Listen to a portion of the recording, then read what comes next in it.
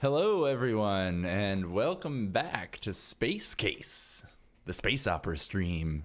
This is episode 2, and I'm your game master, Charlie Chop Shop. Welcome to the Chop Shop Network. If you're listening on podcast or watching on YouTube, thank you very much for being here. And this is a big night tonight. Our boy Jake is on webcam for the first time ever. Easy Sailor, Jake, professional troll. Official spokesperson for Meaty Corporation. And there he is, live and in person. Put a face to the voice. He's here. That's a wedding ring. He was pointing out his wedding ring. And that's not the only person we're here with. We're here with Ruben from Kid Tested Mother Approved. How are you, Ruben? I'm good. What's up, everybody?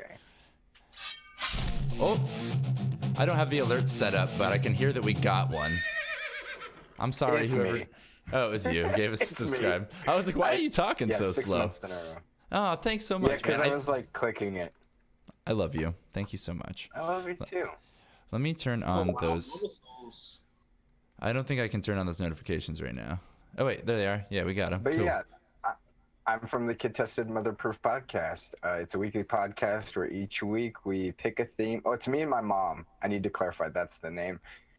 Each week we pick a theme or a theme is given to us, and then we pick a movie for each other to watch based on that theme. And it gets pretty ridiculous. And now you're here as well. You're on this podcast now I'm too. here. I'm excited to be on this one too. All right. And last but certainly not least, we have Valseries, who you can catch on the upcoming Harry Potter, Wizarding World of Harry Potter, Ilvermorny RPG stream right here on the Chop Shop Network, actually starting tomorrow as the new game master here. How are you doing today, sir? I'm pretty good. You mentioning that made me realize how much work I still have to do left, but everything should be fun. Everything should be fine.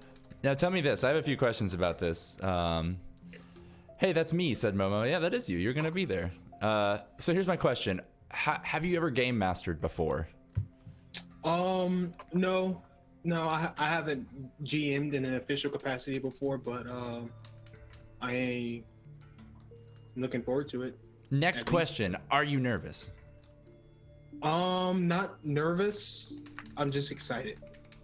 You shouldn't be nervous. It's going to be super chill. Also, I mean, you play a lot, so you have a pretty good handle on how things are supposed to go. You know what I mean? Already. Yeah. And I think that like session zeros are the best because it's really just like sit back and have a conversation. Actually, which is kind of what I like about Stars Without Number so far. It's very sandbox. They specifically tell you not to plan too far ahead. That way things steer as the players steer it. I'm not steering the adventure. You all are supposed to. And that's like our RPG games are turning more into just like this conversation where we're just like we're having this conversation about the story that we're making together. And session 0 is going to be a blast tomorrow for Harry Potter due to that. And anyway, that's a great segue into the show. So let's talk about what happened last time. Actually, maybe let's talk about your characters first while you're all fresh in the listeners' and viewers' minds. Let's start with Ruben. Ruben, who is your character? What's he look like? Give us just like a 2-sentence summary of his backstory. Yeah, so my character his name is Guy Flannel. He looks like a combination of Mr. Rogers and Tom Hanks. So he looks like the sweetest old man alive.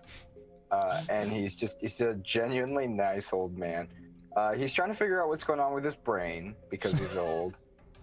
So he's having some memory lapses happen where instead of just like forgetting things, I think we said this last week, it's almost like his brain is channel surfing.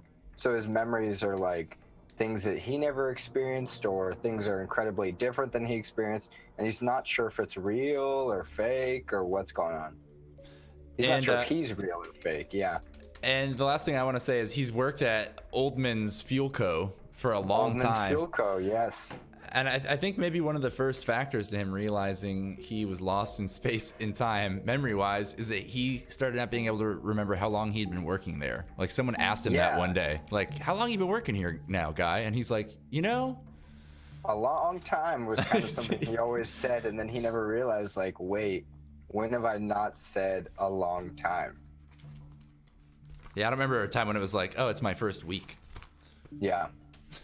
All right. He just always remembers working there. All right, that's Guy. Thank you, Ruben. And let's go to Jake next. Jake, tell us about Jupiter. Jupiter was born on a planet of warriors, kind of like Spartan warriors as a comparison. But he is very bad at everything he does. He's kind of got the stupid fingers.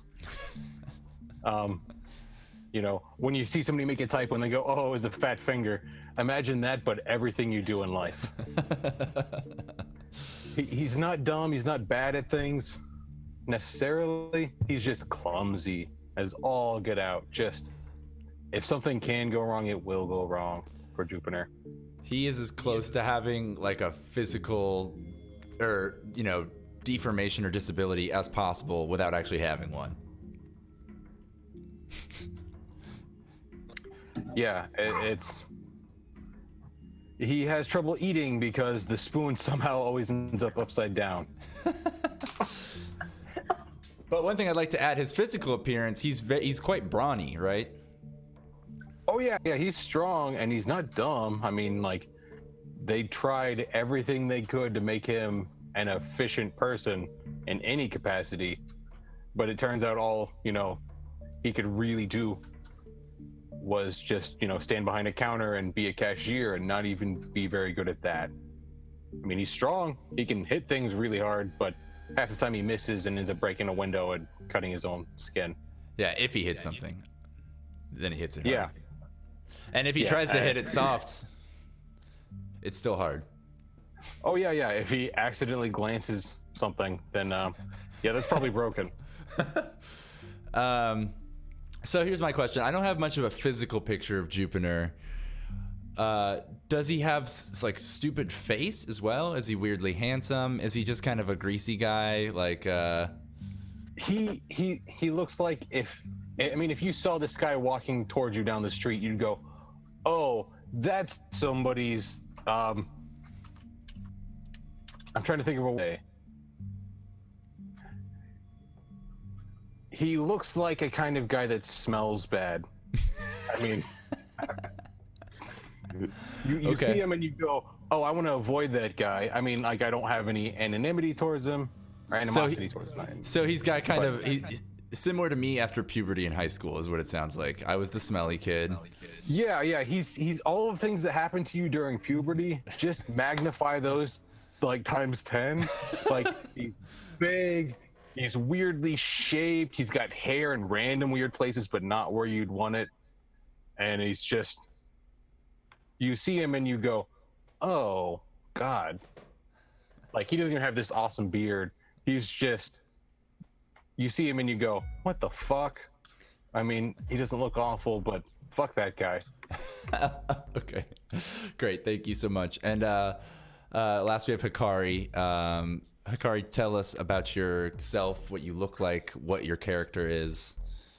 Well, Hikari's a young guy, roughly around 26 years old. He is an ace pilot. He just graduated from pilot school on his home planet of Kanto, where he's from, Ichiko City. He did virtual reality gaming in an esports field before that, and he was recruited by the pilot school to go to their school and learn. And yeah, he graduated top of his class recently, and he's been on the search for a job or name recognition. So yeah. All right, love it.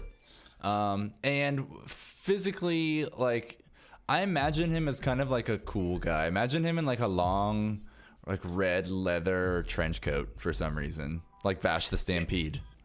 Well, he's wearing like a sort of like a black, not velvet, but like it's a type of material where it's really, I don't know, it looks cool, but it has like a red cloud on the back of it. Well, the cool thing about space is now there's all these kinds of like crazy microfibers and microspores, and like there are literally nanobots that you can just make float around you like a garment. All kinds of cool stuff like that. Light emitting clothing. So yeah, it could just be like some kind of like microfiber or microfilament cloth that's like just got like a swirling kind of digitized image going through it, like a red cloud. It's like a tech silk. Ernie Permer just said, silk. Yeah, like a tech silk. Nice. It's like a monofilament silk. It's got like little fucking filaments of light in it that you can program and stuff like that. Probably kind of expensive. It definitely, I feel like, makes you maybe look a little bit like a hot shot. Yeah. He's still reliving his esports glory days in his own mind. All right. Just looking for like an adrenaline rush wherever he can get it. Well, yeah, and he's trying to become like the most popular, famous smuggler that was never known. Is that what it was? No, best, but he wants to become he wants to be recognized as like an ace battle fighter pilot. Because his clan, where he's from, does this thing where male and females have to go through like a battle in order to be recognized as like an adult in their clan. Right. Perfect. So that's our cast. If you were tuning in for the first time, you can go check out episode 1 on our YouTube. It's also out as a podcast.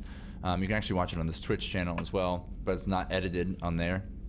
But thanks for tuning in. And so let's talk about what happened last time for all of you, so you kind of get caught up. So we find our not so heroic heroes on a interstellar spacecraft, a quite large spacecraft. It's a cargo ship / transport vessel owned by a corporation called the Cervantes Corporation, a industrial corporation. They're known for all sorts of industrial stuff, from asteroid mining to machine manufacturing and so forth.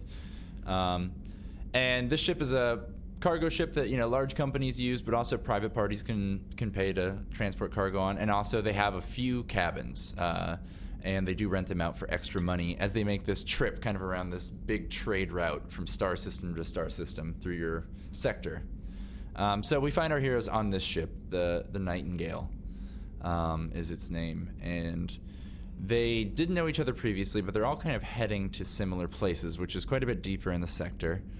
But they all kind of started hitting it off. Everyone else on the ship was kind of here with a clique or an organization, or is a little bit unfriendly, except for some of the employees are quite friendly. So you all have kind of formed this loose bond, and basically you notice on the ship there were these kind of space mercenary type fellas. They were openly carrying guns. I didn't mention this last time, but the guns they were carrying are void carbine pistols, which void carbine is actually meant to be fired in a spaceship.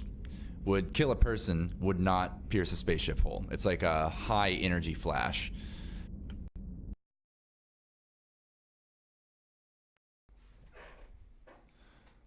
Hold on, y'all. My audio just went out.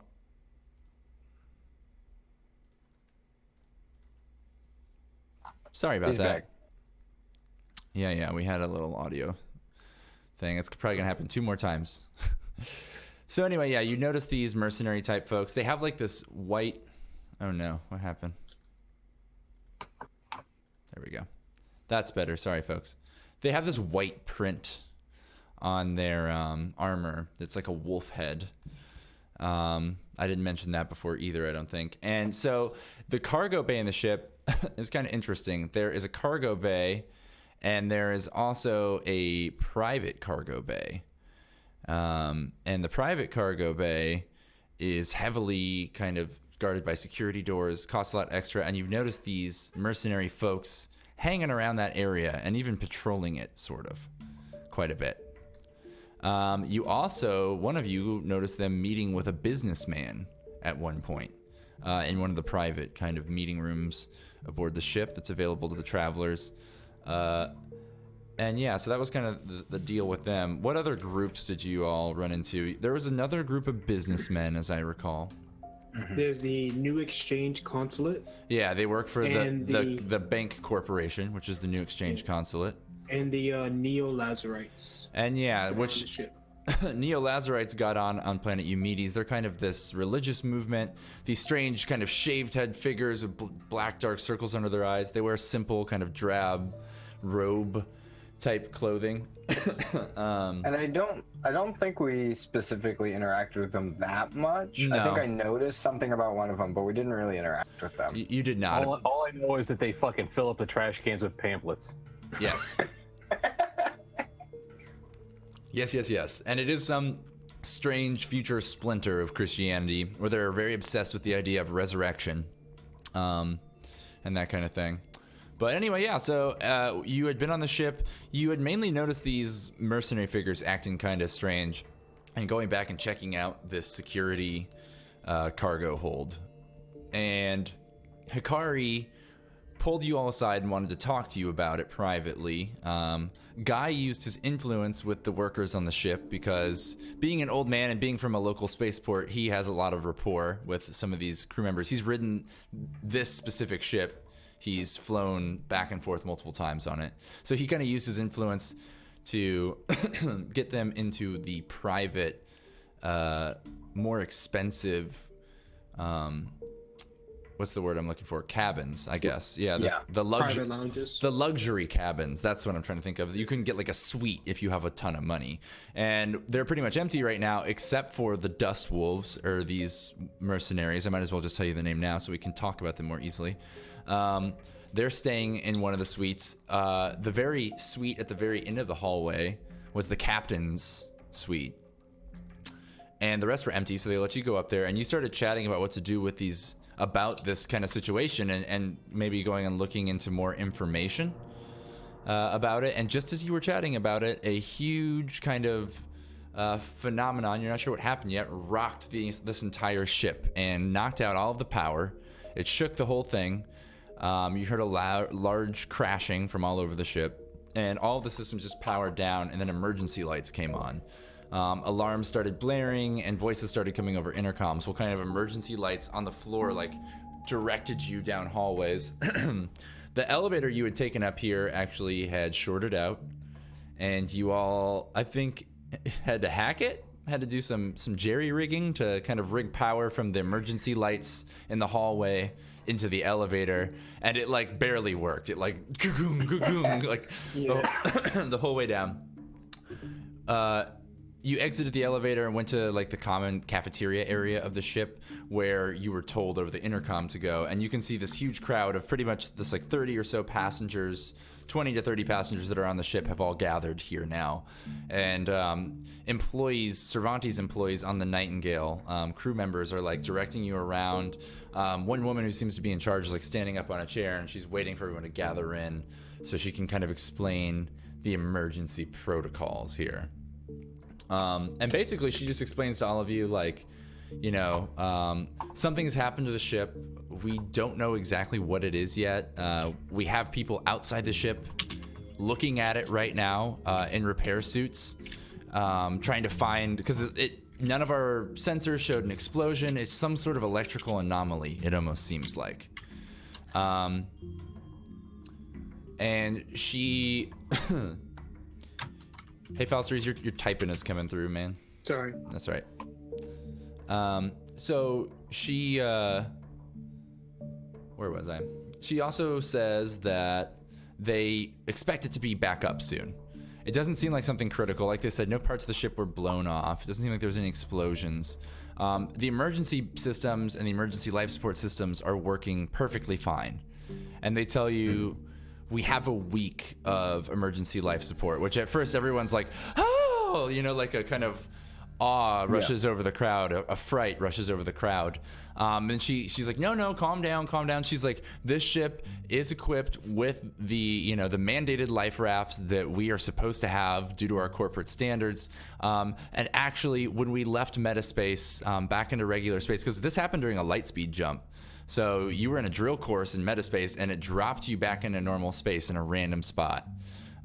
They're like, we've, you know, used our emergency sensors to detect that we are actually near a planet, and we've actually reached the Modesti star system, which is, let me tell you what those names are. Yeah, she says, you know, we've reached Essos. We're in the Essos system. Unfortunately, we're not near our destination, Modesti. We've landed near a nearby planet that's kind of that no one visits. Basically, what's the name of it? I'm trying to find it for you guys. Canada. Canada, oh Canada. Nope, not that.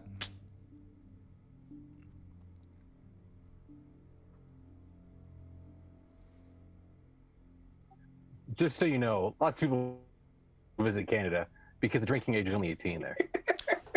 I was just trying to think of the worst place. I mean, I'm from California, so to me, Canada is like a nightmare world. I love Canada. I love Canada. I'm sure it's wonderful. Yeah. Being a Midwesterner, and I'm sure Charlie can attest to this, Canada is like you drive from the United States to Canada through Detroit, through like Winchester. Yeah. It's like going from. Do you remember at the end of Roger Rabbit, Who Framed Roger Rabbit, that like brick wall comes down, And then they go into cartoon land. Yeah, and everybody's happy and dancing and singing, but on the other side, it's like people screaming because they're melting in like weird green goo. That's Detroit to Winchester, right there. All right, let's get back into the game, y'all. So the planet is called Chorus Centauri. Guy, you have definitely heard of it because you live in this system. It's uninhabited, or it is inhabited by human life, but they are so low technology that the only reason people visit there is to access some kind of resources, and it's pretty rare. They don't really have anything worthwhile. My people. Yeah, it's very like people are mostly just when they talk about it, are like, oh, fucking barbarians live there. Like we don't go there. Like people get murdered if they go there. What was the name of the planet again? Chorus Centauri? Chorus Centauri with a K, yeah. Chorus Centauri, okay. I do have a question, just so I know how to play this as a guy. Does the ship, like, is this the first time I've ever seen this happen? Because we explained that I do this a lot. Like, I'm on these boats a lot. Is this the first time I've ever seen this? You've been around when systems have failed. Never like this. Never to the point where you are literally floating dead in space with only emergency life support. Okay. You've seen like an engine goes out, or like the life pods, backfire, or something else small like that happen many times on these trips. But so it makes sense that maybe it was building up to finally just breaking the fuck down after a long time. It is an older, beat up cargo ship. It's seen its way around the Altura loop a lot of times for years. But I'm not like, whatever, this happens all the time. But at the same time, I'm also not like freaking out because I've never seen something like this. I would say you're very unsure. Yeah, but I'm very okay, cool. But curious. So yeah, she explains she's like, worst case scenario, we have life pods. This planet has breathable atmosphere and biosphere. It's got edible biosphere. Like we can, people live there. She's like, worst case scenario, we set a distress signal, and when we run out of life support, we take the support, the lifeboats down to the planet's surface. Which, again, like the whole crowd is like, oh, as they're gathered around this employee explaining, because that doesn't sound like a great fucking plan, being with a bunch of murderous barbarians. Of course, she didn't mention that part, but she mentioned that it's mostly uninhabited. Yeah, and then she says, everyone just stay here. We have plenty of rations to go around. We'll be passing out ration cards.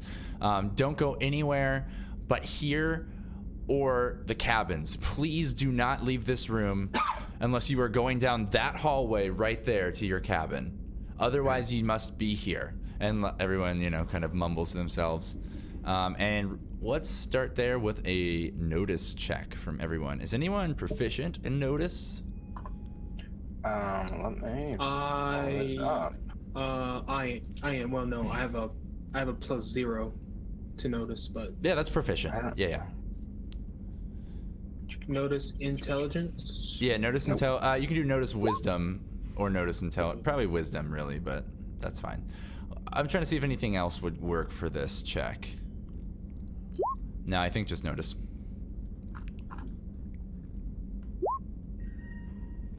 Yeah, more than half of you got it. So, dang, Guy, they like tap you on the shoulder and maybe point it out to you as you're standing at the back back of this crowd, and as she is stressing, like, do not leave this room, like, until we have figured out what's going on with the ship. Just don't do it. You both notice that 4 of these Dust Wolf characters are like slithering out the back door, the other double door towards the cargo bay. And she doesn't seem to notice.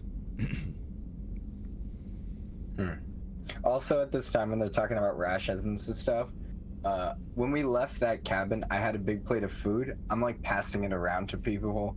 Like there's like I'm just like giving people like food because they're like That's they right. look worried or whatever. In the private suite, they had a huge spread, and you were making cheese plates for everyone. I forgot. Yeah, and I carried that with us through the elevator. So like, I mean, I think I picked it off the ground a couple times, but I'm like passing it around to people and like telling people like it's gonna be okay. They're gonna fix it. Oh yeah. No, I definitely knocked it over at least once. And like, I don't pick up the cheese. I want to shadow Guy while he's comforting everyone, and once he makes it to where we're closer to where we notice the mercenaries leave, I want to try and follow them. Okay. Cool. So everybody's in like the common area, like the cafeteria type area, right? Yeah, and like kind of crowded around tables. Like it's completely dark in here except for like a couple emergency lights flashing from the ceiling, and then emergency lights that run on the floor around the room, pointing people, through doorways and stuff. But they're all pointing towards the center of the room right now. But yeah, people are gathered around. There's like a couple of children that are around there are crying. Some other folks are crying or just whispering to themselves. And you see most of the Dust Wolves, including their leader and this businessman, sitting at one of the tables in the corner. All right. So is there any like staff in like the actual like food line area? There is, yeah, back behind the food line. That's where most of the staff seems to have congregated, including this woman who you recognize as being like the ship's transport liaison, basically the customer service agent for people traveling on the ship. She also seems to be back there with them, and they're kind of huddled around and talking worriedly. Totally. All right. So I want to go over and talk to them. Like, I want to kind of go up and like, hey, do you guys like have any food ready? What's going on?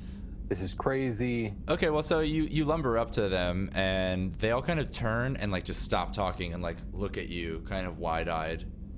Well, like I kind of expect that, like, because of how many times I've spilt my food walking away from there, they kind of recognize me. Definitely, and just your appearance as well.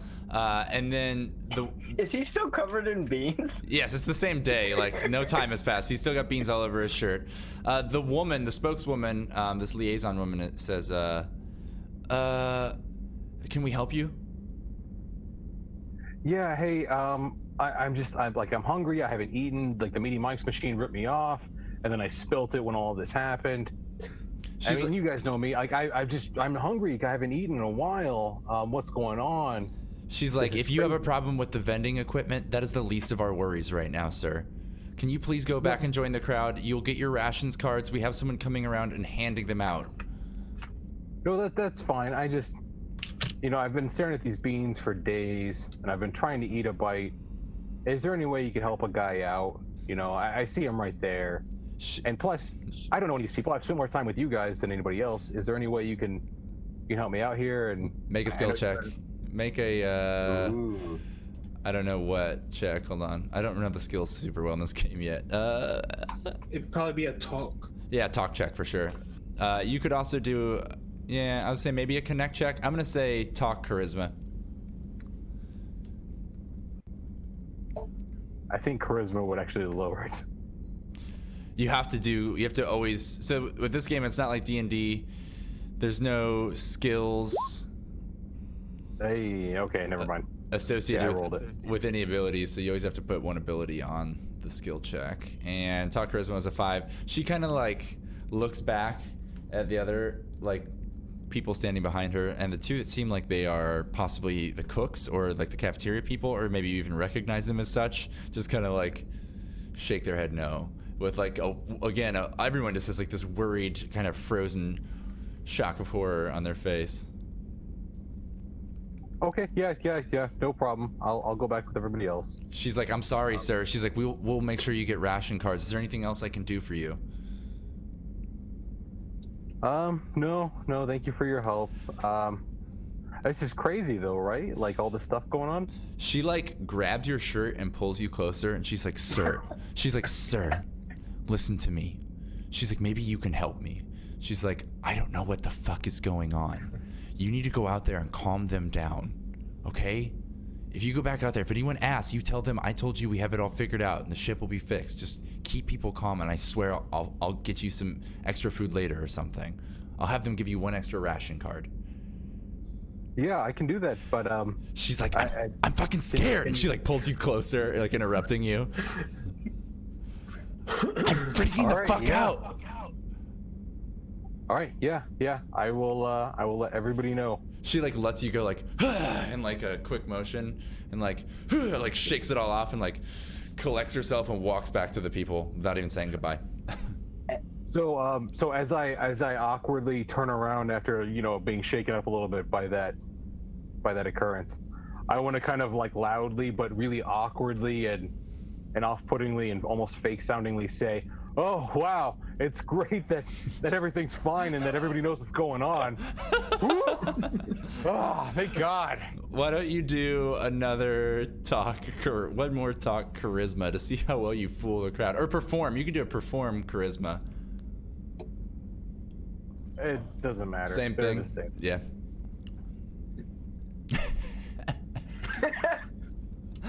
You rolled a 5. So a few people, also to people who are watching at home, a 7 on skill checks is usually par for succeeding. You usually have to roll a 7 or better. So sometimes if you roll a 5 or a 6, I'll let you succeed slightly, but also a negative consequence would come into play a lot of times. In this case, I'm going to say you fail completely, as in the people that can hear you just kind of like look at you with a fucking weird look and are like, why is this guy talking kind of look on their face. I kind of expect half of them to be looking at me like, I didn't realize this guy knew how to fucking speak English, let alone this. Yeah, probably that too. And one woman who's like near you and is like crying, and like husband's comforting her. Like you say that, she looks over at you and just like starts crying even harder. All right, so now that I've like, once I shouted that out, I want to kind of walk back over to Hikari and Guy, kind of where they are, handing out cheese, I think, and be like, hey guys, I think the staff is kind of freaking out here. Even they don't know what's going on. And I think at this point, Guy kind of is like, he trusts Juniper, but he also is like, no, I'm sure it's fine. Like, I'm sure things are okay, and I'm sure everything's gonna be all right. And as he's doing this, he's like passing like cheese and bread out to a family, and he like sees like a little kid, and he like pulls a lollipop out of his pocket, and he hands the kid the lollipop. The kid's like crying, and he like gets better, and like he like pats him on the head. He's like, my name's Guy, and this is my friend Jupiter and Hickory. And he's like patting him, and he's like, yeah, don't you feel better? I just realized we're named after fucking trees. Oh no. Yeah, you're Hickory. I'm a Jupiter. Hikari. So I like that too, that you guys are constantly going to have to remind Guy your actual names, because he's going to keep calling you Hickory and Jupiter. I don't think he said the same thing twice so far for anyone's name. And anyways, yeah, so while Guy's doing this, I'll pat him on the back a little bit and maybe like shake him a little much because I pat too hard. And then I kind of like want to pull him aside and be like, no. The staff I was just talking to, like, they're scared, they're afraid. She wanted me to lie to all these people. They don't know what's going on. So they don't know what caused. To get to the bottom of this. They don't know what caused the jump out of hyperspace. I mean, the lunch lady didn't. Maybe somebody else does, but the lunch lady didn't. Cool. Well, I just saw those dust wolves leave after the speech Miss Lady had given. You wanna come with me? We follow them, see if we can learn something else. I mean, there's no food here, so like. Maybe there's more cheese plates there's nothing. on the other side of the ship, wherever they are. It's better than standing here like a horse of slaughter. Yeah. Put that hunger to use. What say you, Guy? I'm into it. Let's do it. I want an adventure. So I kind of imagine that like Guy is still handing out cheese while we're doing this, and I just kind of want to pick him up by like the collar and carry him out with us. Can I ride on Jupiter's back like C-3PO rides on Chewbacca? Where I'm just kind of like a backpack?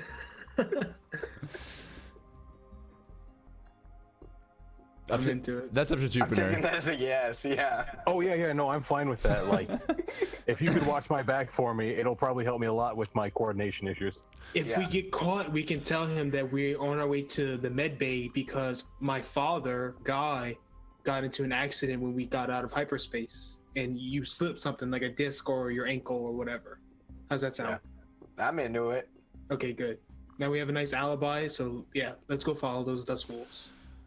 So Jupiter picks up Guy. Well, I said you guys discuss this plan in the middle of this crowd while Guy is just like handing out like charcuterie to people in the crowd.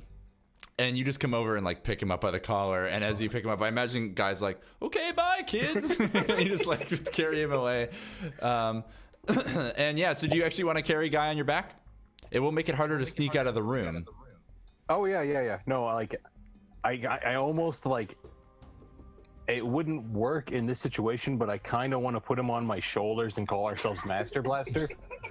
But for now, we'll just kind of like have me like maybe dangling him like a few inches off by the back of his shirt. Okay. Yeah, because I'm also wearing overalls, so those could kind of function like a baby Bjorn, where I'm just kind of like chilling. Yeah, you just have him like by the front of his overalls, maybe, kind of carrying him.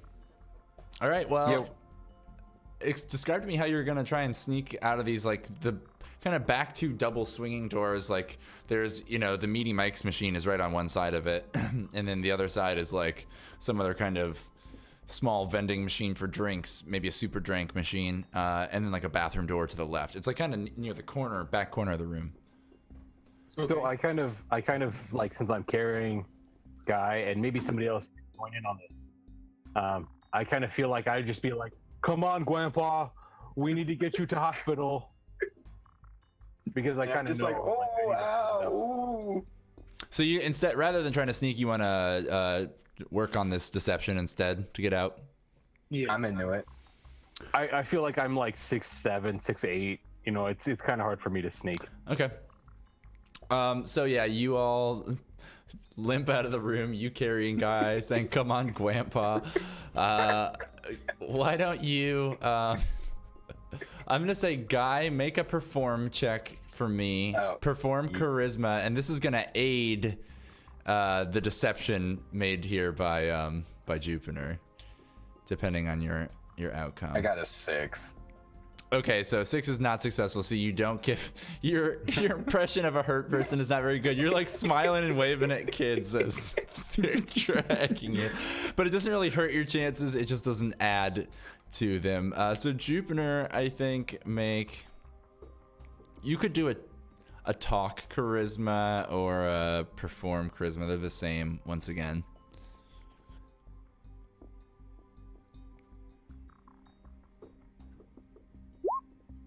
God damn it.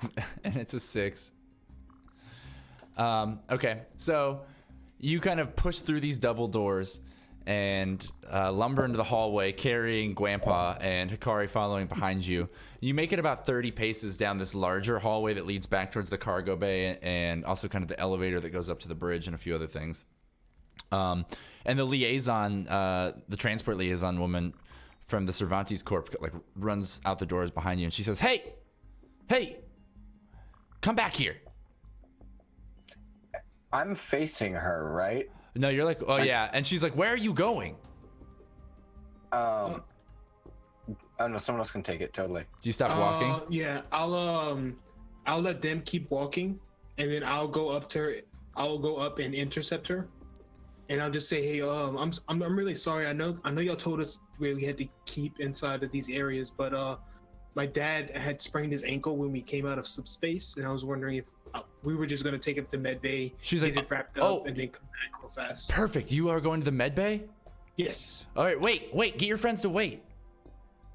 Yeah, well... No, tell them to wait. If you're going to the med bay, please. Well, we can just meet them there. No, please. I need your big friend's help. Hey, come back. Okay. And she starts yelling Okay. over the top of you at Jupiter and Guy.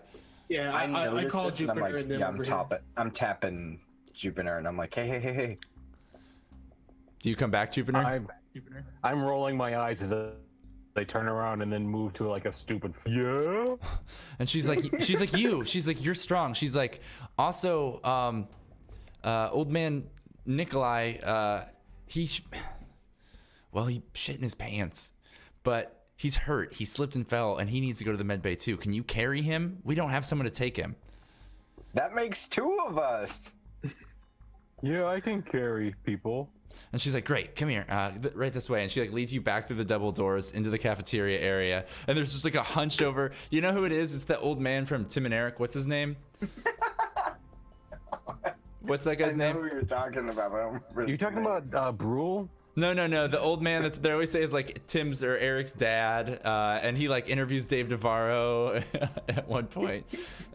Richard something Pryor? No, not Richard Pryor, but something Pryor. Richard Pryor. Kevin, I don't remember. Anyway, he looks like that. It's just like the kind of old man with his bottom jaw just like sticking out, you know, no teeth, and his jaw just doing the steady like chewing motion, the gumming, and just deep wrinkles. This old man looks up at you, maybe 130, 140, you know, years old, 150 years old, really getting up there in age.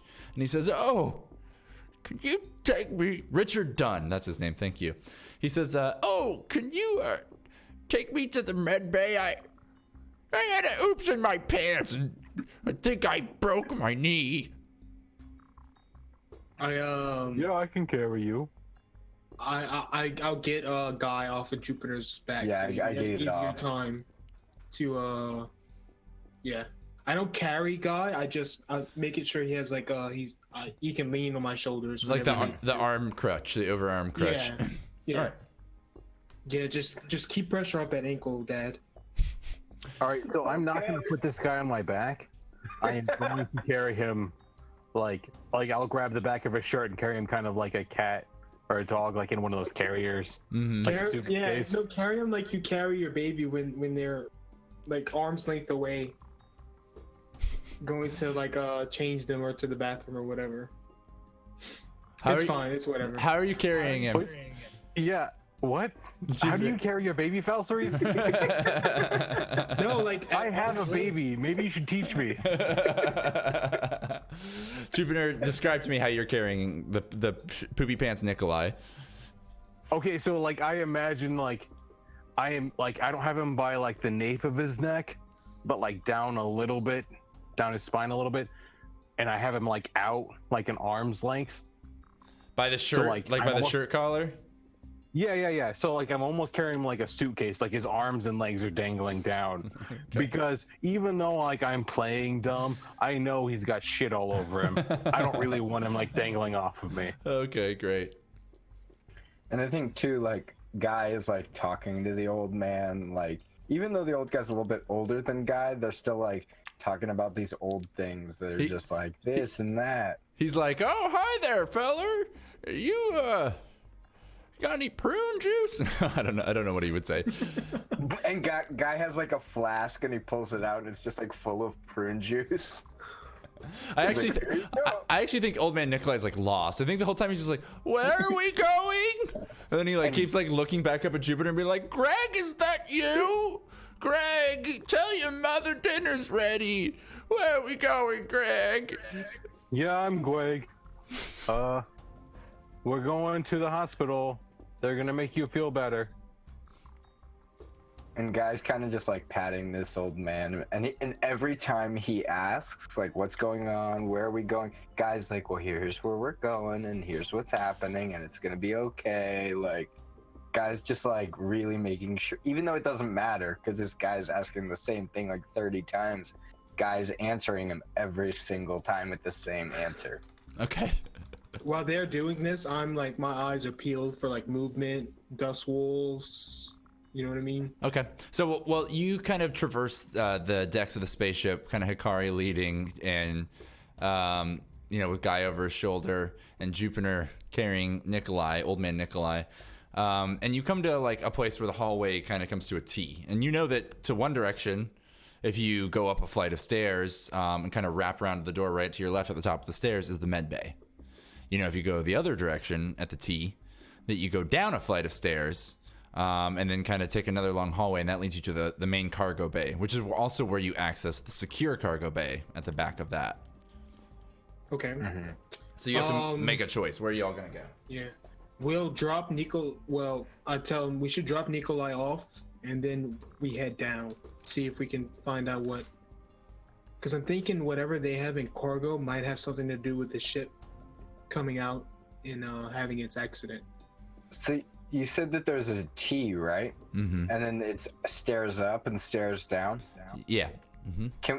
Does the cargo bay have like, with their stairs down, does the cargo bay have like locked doors? Is it open? Like, For the most part, yeah. For the most part, it doesn't seem to like every door is secured with an airlockable security door that can drop down. It looks like that whatever happened to the ship prevented that from happening. I'm gonna say probably just knowing about ships. You have fix level 0 or 1. Yeah. Why don't you Why don't you roll a no or a fix check for me? All right. Or a pilot check. All intelligence checks. I'll do a fix because that's a 0. Should I add anything to it? Strength, Intelligence. Intelligence. Cool. No. Okay. So you recognize that there should be security doors, but you don't see any of them. You don't know why. Great. But it doesn't look locked or anything. Because my thought was Guy would take Old Man Nikolai to the medbay and they would try and go and unlock the door. But if it's already unlocked, then it's fine. Based on Guy's knowledge, Guy has no idea. Okay, that's fine. He won't know until he gets down there whether it's going to be locked or not. That's fine. Well then, yeah, that's what he suggests.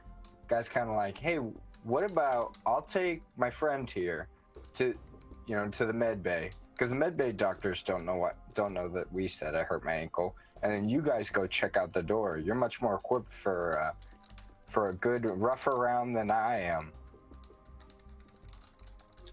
Okay. Hikari goes, yeah, that makes sense. But after you drop him off, just make sure that I don't know if we're going to be walking into a firefight or whatnot. I would rather just wait for you, but if not, then we can just forge on ahead. It's no problem at all. Perfect. What was it going to be? Wait for you or forge on ahead? We're going to forge while he brings Nicola to medbay. Jupiter, are you okay with that? Jupiter, what do you say to that? Sounds good. Okay. I'm sorry, I missed that. Yeah, just that. I'm fine with that. Whatever. Do you want to split up and go to the cargo hold with Hikari, or do you want to like just all go together to the med bay to drop off Nikolai? Hikari is proposing that you and him go to the cargo bay. Well, okay, so if Hikari and I go to the the cargo bay, then did we just kind of leave Guy with an invalid old man covered in shit to go to the med bay? No, I'm telling him that, yeah, I wanted Guy to bring Nicola and then head back. Yeah, I'll come back. If we wanted to wait for him before we go ahead, or we go ahead and him just follow us. All right, so even if, there's no point in us waiting for him, we might as well just go to the med bay and then go to the cargo bay after that, right? Yes. And, all right, so let's do that. Let's go to the med bay, drop this guy off. Sounds good. Okay, so you guys round the corner to the right, head up the stairs for a few flights, and kind of come around on this like expanded metal deck with metal railings. Kind of clanks as you walk up it, and the medbay door is quite ornate. A bigger security lock door, and you hit the button and it like opens up, and there's like a nurse in there, and there's kind of just like a med table with some like some technology hanging over the top, some kind of auto med technologies. Okay. So before we go too far into that, I kind of imagine, since I'm still carrying the old man, right? Mm-hmm. Yeah, like I just kind of toss him into the door and say like, "This guy poopied himself," and then the door is shut in front of him. So the woman that's in there is like in like a kind of futuristic like nurse jumpsuit or a Cervantes nurse jumpsuit. It's like, huh? Like looks up from a clipboard at you, and like he like. So why don't you go ahead and make an exert check to see if you can toss him through the door? Just like the idea of being in a room Exert strength. and then hearing this guy poopied himself and an old man comes flying through the door. I have to add in my own modifier, right? Like I just want to make sure I'm doing this right. No, you should just the modifier is if it's situational. So if I'm like you get a +1 because someone helped. Normally you just click the skill and then also add the appropriate ability, right? So yeah, you succeed easily. You roll a 9, which is more than enough to like just like throw him in there. She like has her like clipboard like. Huh? And then this guy's like, and like tumbles into the room. You hear a loud pop as he hits the ground, like maybe something broke. And he goes, ah! And like screams in agony. And you hear her go, what the hell? And the door shuts right past her, like the automatic door. Yeah, and then we just kind of turn and we walk away, right, guys? We should run. We should run quickly. You guys run. I'm going to continue waddling at the exact same speed I've been walking this. Okay, yeah, so we head back to the T and we head downstairs then. So you're gonna run or you're gonna walk? I'm running. I'm running. I'm running stealthily. But I'm old man running, so I'm kind of like light. So you're even with me? Speed. Yeah. I've got like 4-foot legs, so like my general walking is probably faster than the normal person's, but I also trip occasionally. Okay. So as you run, she pops around this and like pops her head down the staircase and is like, what the hell? She's like, you probably killed this old man.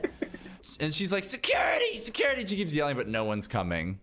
Actually, you know what? Make a luck save, all of you, to see if anyone's coming. We'll switch over to this so everyone can see your dice rolls real quick. I forget how to make a... Oh, never mind. I found it.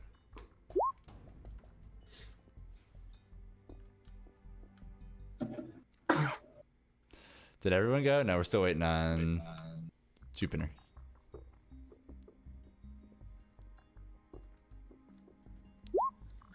I don't remember how to make saves. I'm sorry. That's all right. I'm still trying to figure this out. So that was so basically a save. Yeah. You have a static number, which is right now 15 because you're at level 1. You have to roll higher than that static number. You rolled a 4 for Hikari, a 6 for Kai, and a 13, close for Jupiter, a 13.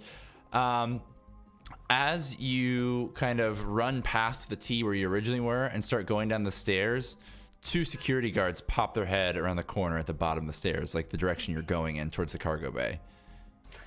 And one of them stands out and like holds his hand out and says, "Stop!" And the other one like pulls a little pistol, a void carbine out of his holster. How far ahead of this are they? They are down a 20-foot staircase from you. So if I accidentally tripped at the top of the staircase and rolled down the stairs, Jeez. how much time would they have to react? They would have plenty of time to shoot you if they wanted. But I don't know many people who would shoot a man falling downstairs in a public transport vessel. So being my clumsy self, if I wanted to accidentally fall down the stairs that are right in front of us that they're at the bottom of, what would I roll to do that? You don't have to roll to do that. You want to like bowl them over, knock them down? Yeah. I at least want to give them like, you know, a chance of like, you know, I kind of want to do it top of the stairs like, oh, and then tumble down the stairs towards them using the momentum of these stairs to maybe give them a little bit of pause and make that weapon aim somewhere else. Okay, I'm gonna say for that we'll do a perform check to see how believable you can fall down these stairs so they don't shoot you if they actually think you're tripping. I will let you use your dexterity or your strength rather in this case. Strength I'd be better with. Yeah, I'll let you use your strength in this case because you're using your big dumb frame to make it look more. That's like an asset in this case, you know. which is good. I like that you use your weaknesses as your strengths. It's really good. And you rolled a 4, which is not a success. So I kind of imagine they just kind of like step to the side and I roll down, right? They do. They're like, actually, I think, I don't know. This was to see if it was believable. So I think, yeah, you roll down the stairs, land right next to one of them. You take 5 damage. Oof. Does Are that you still up? knock you out? No. I've got plenty of health. How much health do you have? 8? 11. No, that can't be right. Yeah, because I took a couple perks that gave me extra health. Oh, okay. I'll say usually. Oh, okay. Yeah. Gotcha. I made sure I had plenty of health based on this character. So you're bleeding a little bit, roughed up. And right as you roll to the bottom of the stairs, right at their feet, you come to like a nice, gentle rolling stop as you just like bounce down on your head and your ass, just like flipping, end over end. And like right as you hit the stair, a pair of cuffs like clinks around your wrist from one of their hands. And he says, "You're coming with me, bucko. Stand up." At this point, Guy kind of rushes down the stairs and he's like, Craig, like no reason for this. And I think at this point too, that like the other two have noticed that Guy calls everyone on the ship Greg or Craig. Like he kind of doesn't really know names and he just thinks that's everyone's name. Why don't you make a connect charisma check for me? Connect charisma? Or, totally. Yeah, I think charisma is Connect probably charisma? the most appropriate. Yes, please. All right. Yeah, baby. The guy's like, he takes his helmet off, and it is Greg. Again, actually got it right. And he's like, "Oh, Guy, what's going on here? Are you the old man they threw?" So we got a message on our radio said somebody threw an old man in the med bay. We saw him. We were just going to go chase him and make him pay for it. We were going to bring him back and say, "You can't do that. That's bad." And I was going to give him a really good lesson and a good metaphor that featured maybe a goat and a baby duck. He's like, "That sounds beautiful." He's like, "But anyway, so it wasn't you. I'm just glad you're not hurt, man." Yeah, no, we're fine. It was these guys in like wolf jackets. He's like, "Oh, really?" He's like, "We just passed 2 of them." He's like, "They do have advanced clearance, but maybe we'll go have a talk with them." And he says, "I'm sorry I handcuffed your friend here." And he like takes the handcuffs off you, Jupiter. And he's like, he turns to the other guy and he's like, "Craig, why don't you go check on the med bay?" And he's like, "All right, Greg." And he like storms off between you, like up this thin, metal staircase and goes beyond you, and disappears around the corner to check the med bay at the very top of the stairs. And yeah, Jupiter, as you kind of stand up, rubbing your head, he's like, "You all right there, guy?" Yeah, I'm good. "No, I mean, buddy. My buddy here. What's your name?" And he kind of tries to help you up, Jupiter. Oh, I'm doing fine. Nothing I haven't felt before. He's like, "What was your name again?" Jukner? He like looks at you with like squinty eyes, like, "What?" And he says, "Jukner?" Something like that. I don't know. I hit my head pretty hard. He like looks over at you guys. He's like, "Your friend is weird." And he's like, "How about you, buddy?" And he looks up at you, Hikari. He's like, "You all right?" Yeah, we're pretty good, yeah. He's like, "All right, well, we need you to head back to the cafeteria.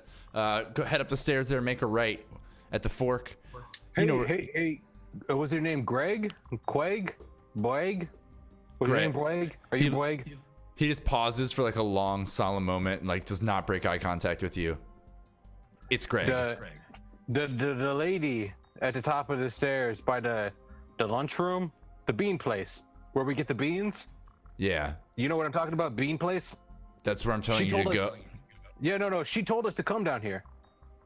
The lady, she in charge lady, bean lady. She told you to She go. told us to come down here. To go. Yeah. She said wolf people bad. We need to go find wolf people for her and bring them back to lunch bean place. So I'm gonna keep making you make perform checks because you're not actually this stupid. So you can try a perform. I guess, I don't know. I actually kind of want to make you do perform Constitution because of how dumb you look. Well, I figured there's also like blood running down my head right now.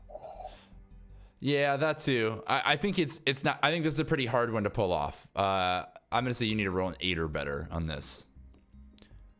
Yes. And he rolled a 10, and he's like Lisa. He's like, transport liaison upstairs. He's like, she told you.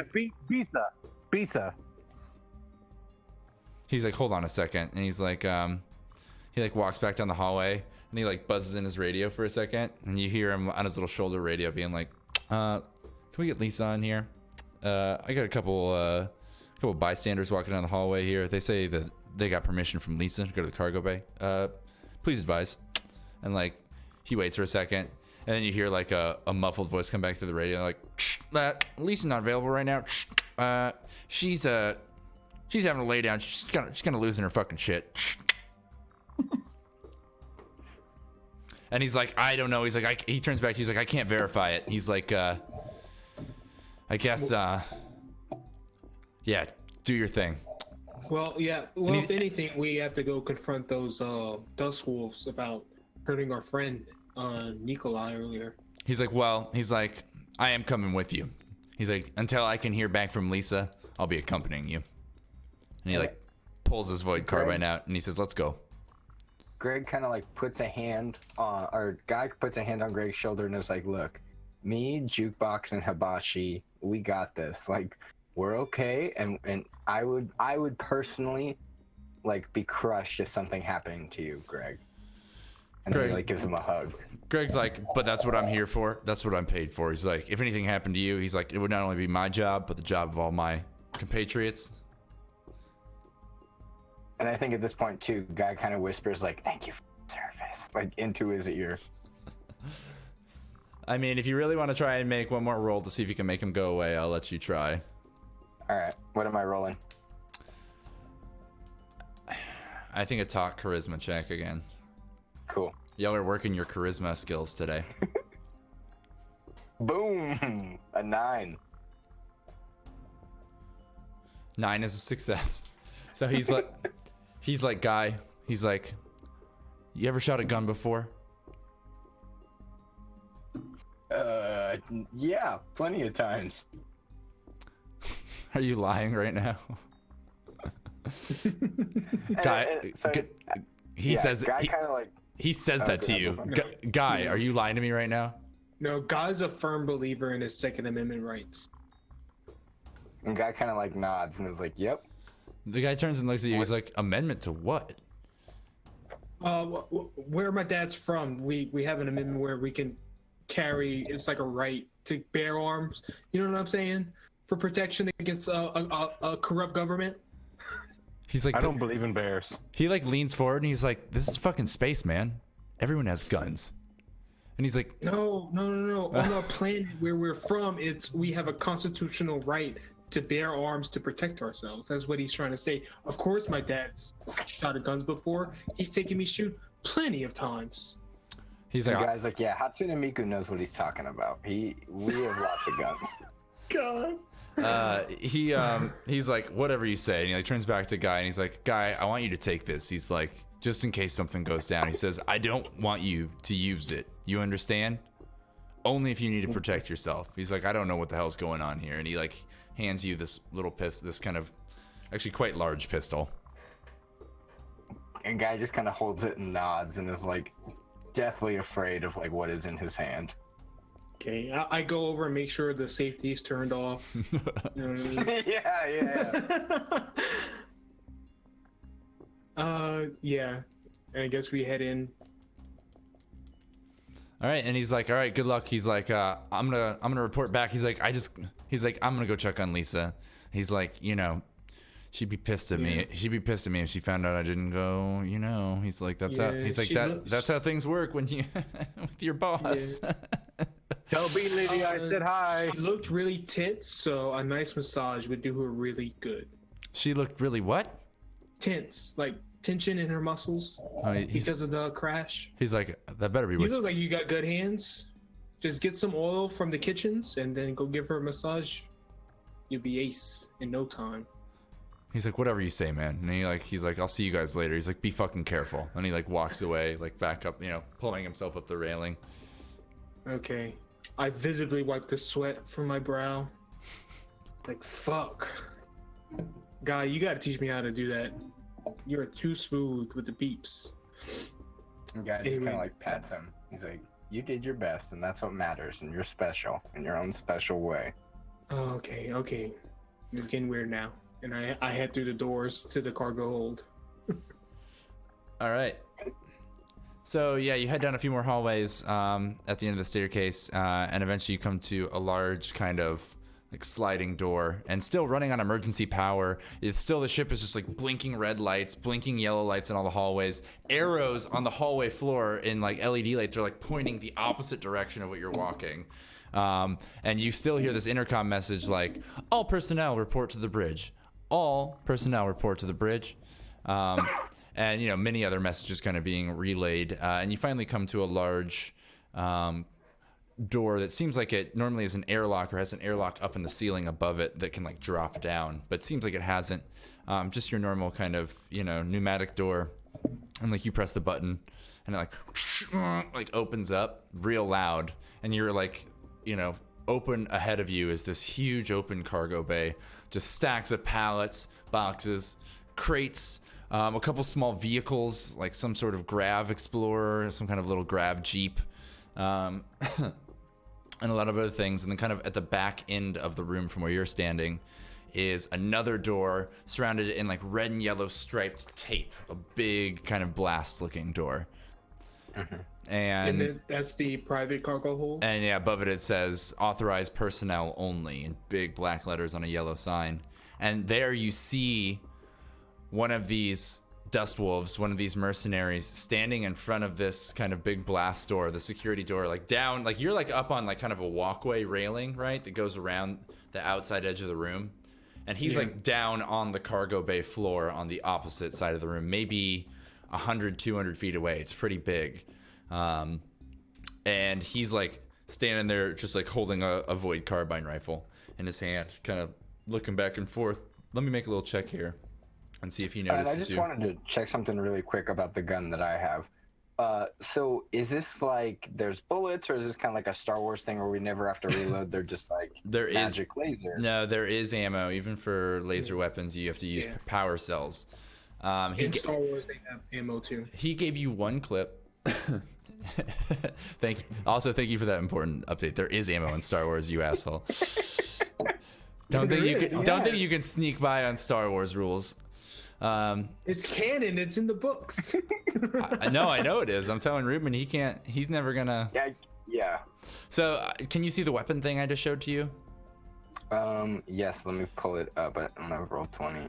Yes. So void carbine. So you have a void carbine pistol, which does 1d6 plus 2 rather than 2d6 plus 2. Okay. How many shots does it have? The range is about the same. Actually, I'm gonna leave it the same. 2d6. It's just the same thing, just a little smaller. Its magazine carries 10, and he gave it to you fully loaded. He did not give you an extra magazine.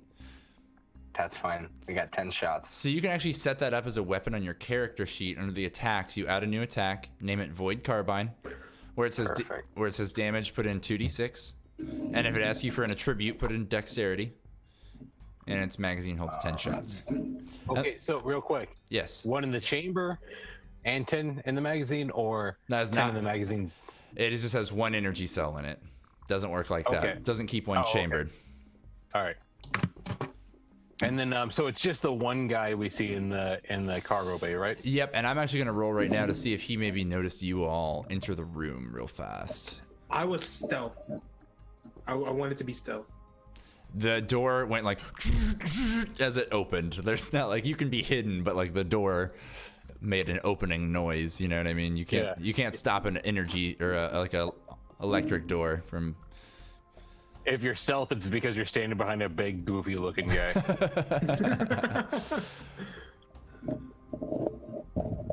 Oh no.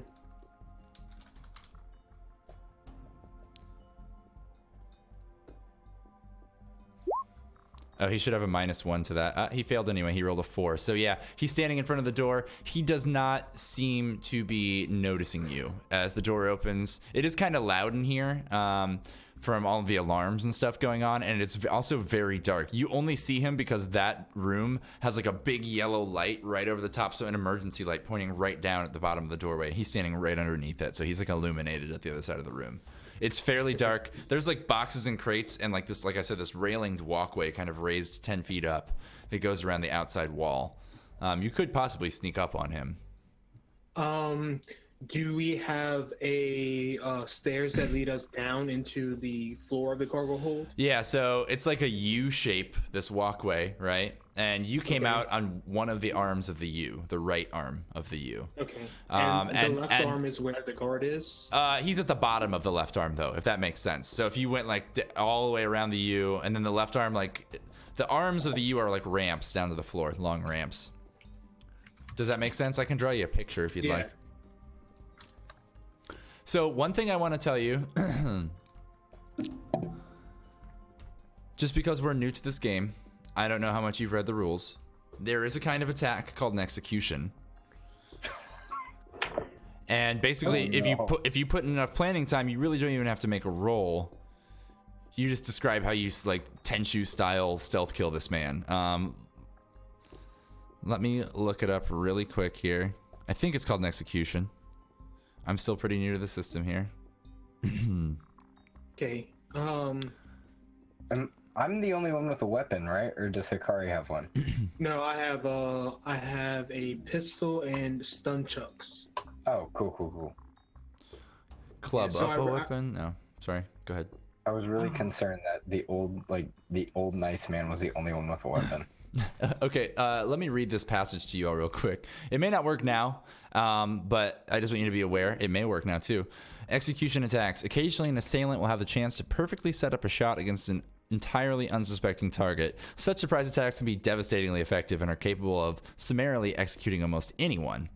Setting up a killing blow this way requires a full minute of preparation, whether as a sniper drawing a bead on a target or an assassin drifting closer to an unsuspecting politico. Any focused attention on the assailant will spoil this preparation, as will any action that alarms the target. Assassins intending a melee attack must be using an adequately lethal weapon, such as a knife rather than a fist or a bludgeon. So I'm not going to let you make a shot as an execution attack. It would have to be a melee unless one of you has a sniper rifle or a scoped weapon. I was gonna see if I can get the weapon from Guy, but now that there's no ranged assassination, I'll take out my stun chucks and then I'll get them huddled around me and I say, Guy, you head down the right stairs, and then when I give you the signal, I want you to like knock something over and make a loud noise, and then I'll jump on the guy, because I'll be making the left U while you're going down the stairs, so that by the time you're down, I'll meet up with ahead of the guy on top of him. So your plan is to have Guy distract him or get his attention? Yeah, well, no, like, yeah. So any focused attention on the assailant will spoil the preparation. Meaning, if Guy's there, he's probably already going to be ready for a fight. You're not going to be able to jump him at that point. Like, even if he sees if the distraction like it erases. Okay. I would give you a bonus to an attack against him, but then you would enter normal combat. Does that make sense? Rather than getting an execution. Yeah. So the only way I could see an execution working here is to not. It also says you can't do any action that alarms the target. So first you would need to pass a sneak check or a stealth check to get close enough to him.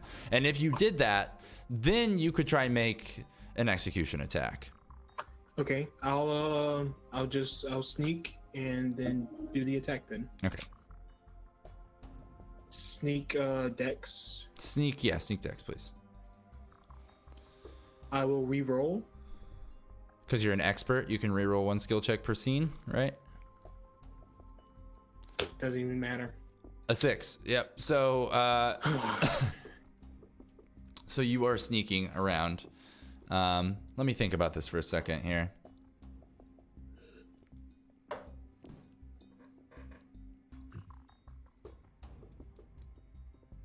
I'm trying to think of something. You can maybe help me here. Your sneak works mostly, but there's some negative consequence to it. Maybe not involving the guy himself.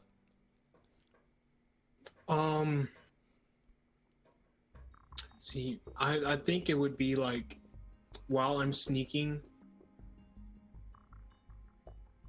my phone goes off or a noise happens to where he's alerted, but he's not alerted to where I am. Like, he knows that I'm about to get the drop on him. Okay, yeah, your compad's like, "Ba-da-bing," and he's like, huh? Who the fuck's there? And he starts walking around the darkened room, walking across the cargo bay towards the opposite ramp, the one that's closest to where you guys came in. Okay, so I could. So he's essentially I could walking. then- He's essentially walking towards Guy and Jupiter, and you're like halfway around the walkway to the other side of the room. Okay. Does he see us? He does not. I don't know. Are you hiding? Or are you just standing up, Jupiter? I have my gun just drawn, not pointed at any not at him or anything. Just like it's out. My both hands on it, arms fully extended. Not the way to hold a gun. Like both pointer fingers on the trigger. Okay, so you're not trying to hide per se. No, I'm terrified. Okay, and Jupiter, are you still there? I noticed his webcam was off. He may have had to step away for baby-related purposes. Okay. Wait, hold on a second. No worries. So at that moment, Guy, he sees you, and he like pulls his rifle up and like takes a beat, and he's like, "You there, old man? What the fuck are you doing in here? You best go And Guy back up to the kinda looks cafeteria. Drop that fucking gun right now." Can I come up behind him while he's engaged with Guy and knock him out? So in this game, no one is ever really flat-footed unless you get the execution attack. I will give you like one movement into action once we enter combat before him, if that makes sense. So there's no like surprise round or anything. I Not can really. utilize? And stars with that number, not really, not usually. Okay. It's very rare. Like Guy's gonna I'll get give you shot, I'll give though. you a +2 to your first attack against him is what I would do, and he would be Okay. unaware of your presence in the first round of combat. But But he fully sees Guy and Jupiter. He hasn't committed to combat yet either. He's yelling at Guy. In fact, before Hikari, just hold on. Guy, do you say anything Yeah. back? Yeah, so he's yelling, and Guy kind of goes, "Hey, like we don't need those kind of words." Like He's like, "Drop we the can be fucking nice." gun or I'll shoot." And he's like, even though Guy still has the gun fully extended, he's like, "We don't need to say those words. We can be nice and we can be friendly, and everyone can just have a happy day today." I just want to yell out as loud as I can. Hey, do you know where the bathroom is? As soon as you yell that, Jupiter, he's like, "Oh, what the fuck?" And he just like starts firing on Guy. And Guy just kind of like jumps. Is there like a box he can hide behind? You're kind of half standing behind some boxes on the walkway anyway, the way I imagine it. And I think that's a great spot to take a little break. Oh, boy. Is everyone good to play for about 30, 45 more minutes? Oh yeah. Yeah, that's good. I literally just walked away to go to the bathroom. Oh, so thank- I'm going to go for a while longer. Well, I need to take a quick break and also set up the encounter so you all can see. I'll do a basic drawing of the layout of the cargo bay for you. And Hikari, then I'll explain to you kind of why I'm not giving you a sneak attack. He's like 50 feet out in the middle of a huge cargo bay, so you'd have to cross some open ground behind him to get to him at this point. And also he knows that you're somewhere up on the walkway because he heard your phone. But I will give you a +2 as soon as we get back and we do some combat. Everybody who's watching on stream, everybody who's listening on podcasts and watching on YouTube, thanks so much for being here. We'll be right back in a quick second. Hang tight.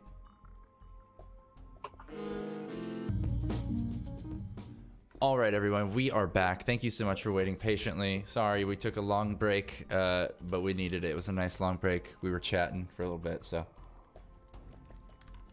We left off. Our heroes had gotten to an altercation with just a single one of these mercenaries in the cargo bay, and he actually took a couple shots at Guy, which is pretty ballsy. And you guys should be able to see the map now. And one thing you can do is drag your token to the map. Oh, cool. And to do that, you just click your name in the character sheet. Let's see here. Click your character sheet name and drag it to the desktop, or to the map rather. I'm gonna make this The character sheet? like click where you would click your name for your character sheet, but drag it to the map. Oh, I see. Well, Hikari, weren't you up on the walkway? There we go. Yeah, I would be like right here, Oh, we don't have ready to get the drop on him. y'all's tokens are not set to your sheet. Let me pull them over real fast. No worries. I think mine is. Yours is, theirs isn't. Okay. But I have their tokens set up on another page here, so I can grab them. Oh my God, are there Android pets? Yeah, totally. Actually, I don't know, the Micah, who was originally going to play in this campaign but has ended up not playing, unfortunately, wanted to have a robo dog. But Dude, that's sick. they're totally companion robots. That's awesome. That was my actual dog. Give me one sec.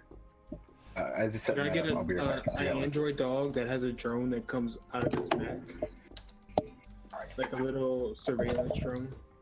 Sorry for all the noise, people who are listening. There's just a ton of noise going on right now on the mics. Give us 1 second. I'm setting up their combat tokens as well. Oops. Sorry, I believe all that noise was me. I apologize. No, it's okay. Just more for me to edit out later, Ruben. Sorry. It's fine, man. It's really okay. Jupiter. Dog was in stream, and then for most of it, Dog was okay with being in stream, and then he decided he was over it. So I actually think Guy was like here, right? And Jupiter was like there. I don't know if y'all can see this on stream. Yeah, it looks like you can. And Hikari, let me make your token up the right size. And the fella actually is out here in the middle. Yeah, and so let's go ahead and roll initiative.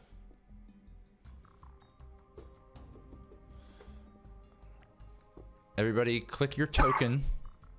Click it. Select your token, then go to your character sheet while your token is selected and click the initiative button.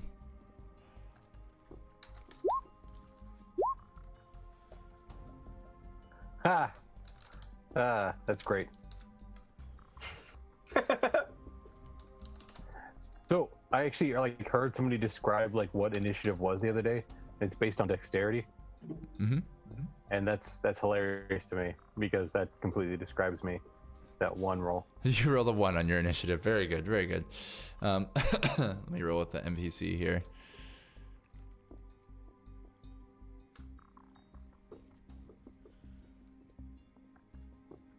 He rolled a Oh gosh. He rolled much better than all of you. So first of all, he gets 1 shot at Guy. Oh, you know what? He has an SMG, not a void carbon. My bad. He's got a little submachine gun.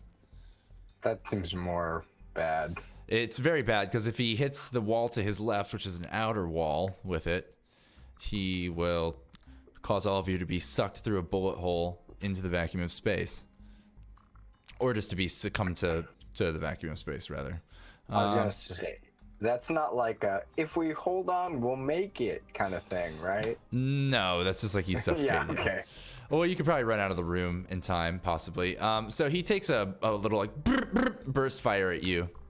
It's very loud. Oh shit! And it's a 20, which I'm gonna assume is higher than your armor class. So if you click your token, the blue bubble is your armor class. Yours is a 10. Yeah, it's 10. Yeah. You take 4 damage as 2 of the bullets like tear into your shoulder and arm. You just feel this burning, piercing pain, and you yelp as blood is now pouring down the inside of your clothing.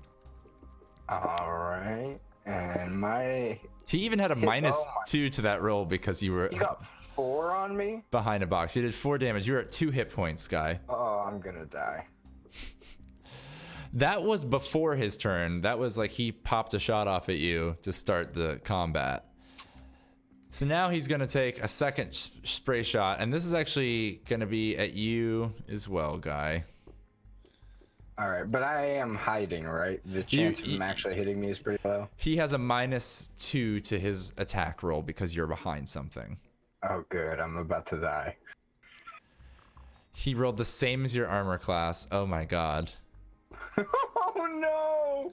And did 10 damage. I died. Is it the same as with the -2? The 10 is with the -2. He rolled a 9. He gets a Wait, is he getting a +1 to the SMG when he's not supposed to? Because I think he may be. You may be in luck, guy. I may have a mistake, and I just programmed this in a hurry. No, he just gets a +1 because that's his for his class. He gets 1 attack and he gets a 1d8. So he rolled a 9. He got a +1. He also got a +2 for his dexterity. I think. Where did the +2 come from? Oh, for burst fire. But he has a -2. That equals out to an attack of 10, a damage of 10. Now that doesn't mean Guy dies. Let me be very clear. Oh, okay, cool. Guy's chest and stomach just get like shredded by these 3 bullets, and he drops to the ground in a pile. Now let me tell you about death real fast, Guy. Oh boy. Fuck. A creature brought to 0 hit points has been defeated and can no longer fight. If brought to 0 hit points by a lethal weapon, you are dead or dying. In this case, you're dying. A mortally wounded creature at 0 hit points will die in no more than 6 rounds. They may be unconscious, screaming for their mother, trying to press vital organs back into place, or begging for mercy, but they can perform no useful action and their fate is sealed if no immediate aid is provided. Creatures dropped by heavy weapons, explosives may be instantly killed. That's not you.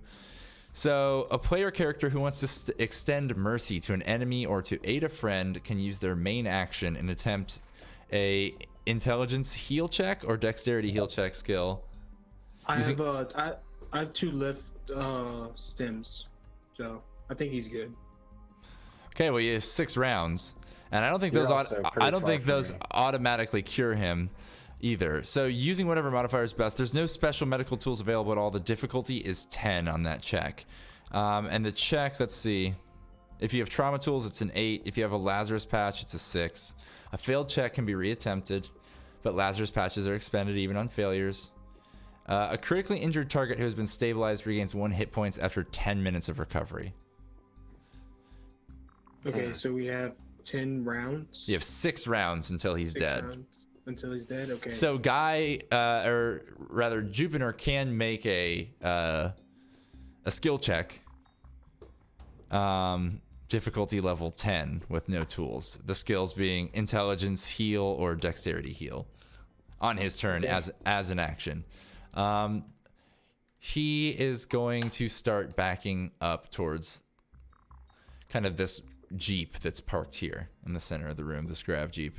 And that's going to be his turn. Guy, it's your turn. Unfortunately, you are bleeding and dying to death on the floor. What's Guy doing right now? What's his state?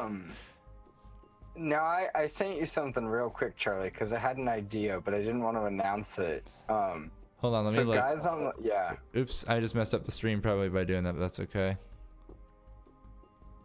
Because I have an idea of what's going to be No, going on. I don't think you're torn open that Okay. bad. Okay, it's not like that, because No. that was my logic, is torn up. I mean, it's Okay, it's piercing damage, and you caught 3 or 4 bullets, but you're bleeding. I'll say this much: so Guy is always curious to know if he's an android or not. He doesn't know, and but you're bleeding blood. That also doesn't necessarily exclude you from being an android or not. And it's not my insides or on the outside sort of thing. It's just You tell me. You tell me what the bleeding. damage is like. You're dying on the floor. I don't know. Maybe you're just like gut shot and bleeding out. Are you like unconscious, or are you like weeping or like reaching for Jupiter? I think Guy kind of is like looking at the gun and is like telling it that it's its fault. He's like, "This is your fault. You did this. You're the reason that like what has happened to me." And he kind of looks like a Jupiter, and he's like, "I think this is it. I think I've finally I think I'm dying." And he kind of just like pushes the gun towards Jupiter. So sad. He's looking at this pistol like, "Fuck you. You're the reason." He's like, "No, I hate this, and I hate you, and I just want to find my family, and I just want to go home." And he kind of looks at Jupiter, and he's like, "You've always been my favorite jukebox hero."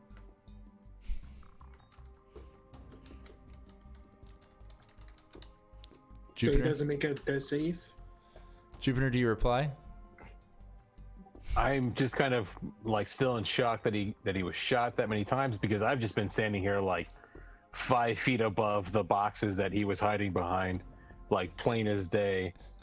and everything just whirled by me. Yeah, bullets were probably flying, like literally whizzing past your ears as you.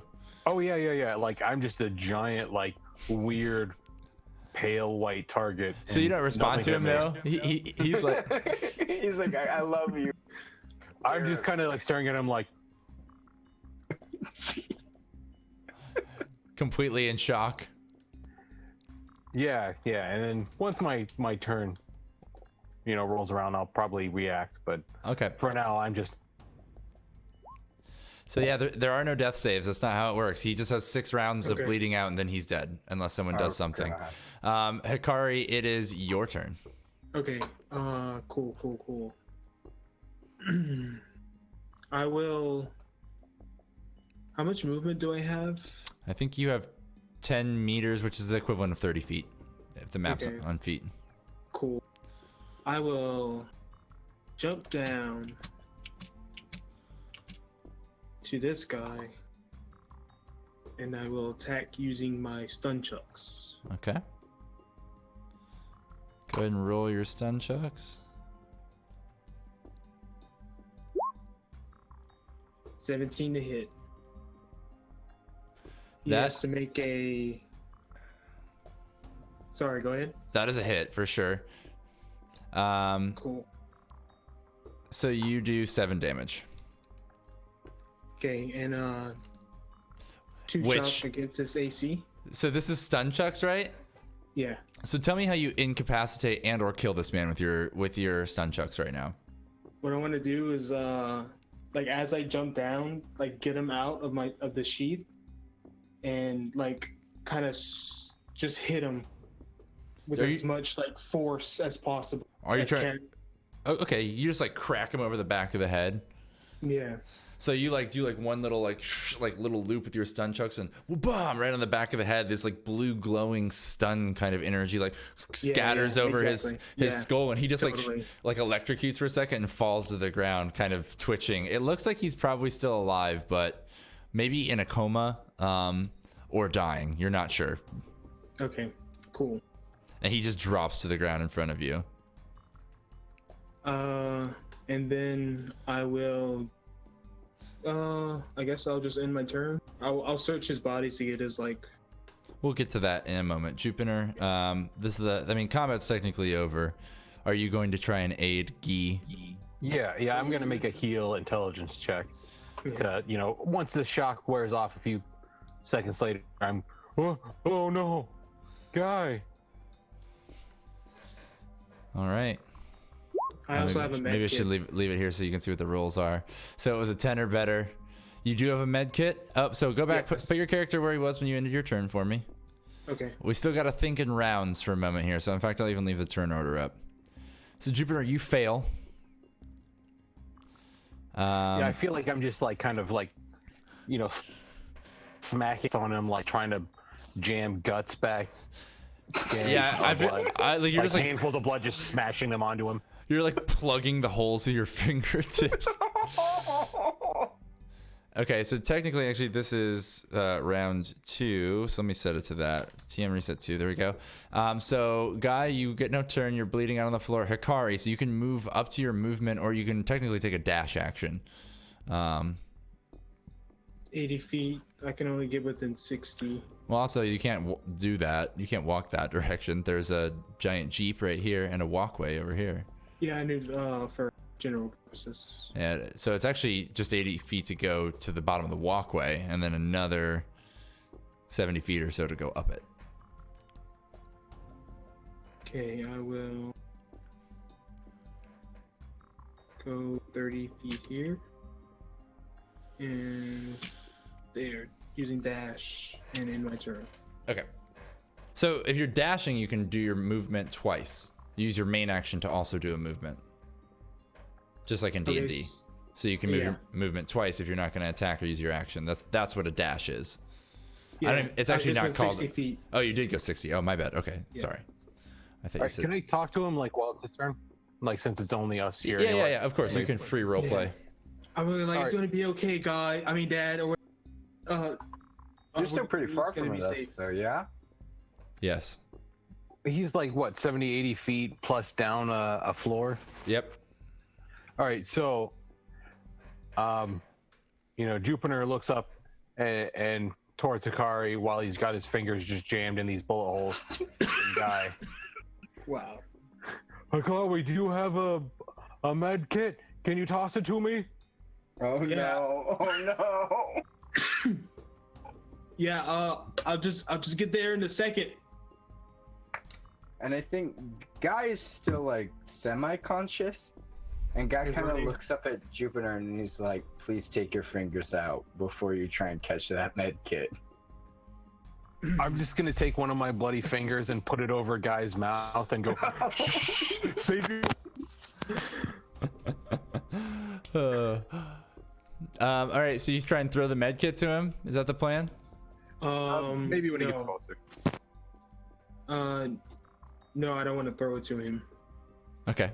I want to get there and administrate because I think I get a bonus. Whatever. All right, so that's your turn, Hikari. Jupiter, you can repeat your check. Guy went down in round 1, correct? Yeah, I think so. Yeah, he went down Yeah. instantly. I didn't even get a turn. So that was closer, Jupiter. You're plugging more holes than before with a 7, but not quite fixing Guy yet. Guy gasps as more blood pours out of the wounds. That's going to make it round 3. That's 2 rounds now, Guy. Oh no! And Hikari, it's your turn again. Okay, so they're up on the walkway or down it? They're up. It's 10 feet higher than you. Okay. What's this stuff over here? Like cargo boxes and things like that. Can I climb those cargo boxes onto the railway? Is it feasible? To use your main, yeah, you can use your main action for an exert dexterity or exert strength check. Okay. Well, okay. I'll move 30 feet here, and for my action, I'll climb up these boxes. So half. That's 15. So I'll let you get on 10. any one box to use your action, and that'll be your turn. And then next turn you can step across to the walkway Okay. Cool. I'll go there. if you make the exert check. That is. Yeah. I'll go there and I don't see an intern on the. Did you actions roll? thing. You have to roll an exert check. Oh, I'm sorry. So you can only move 30 feet. If you move more than 30 feet, you can't climb yet. Yeah, I moved 30 feet to get there. Okay, and then you have to make And an then use my exert exert to get on strength top, or yeah. exert dexterity to climb up on top of the box, right? An 8 is a success. You shamble up to the top of the box and in a hurry.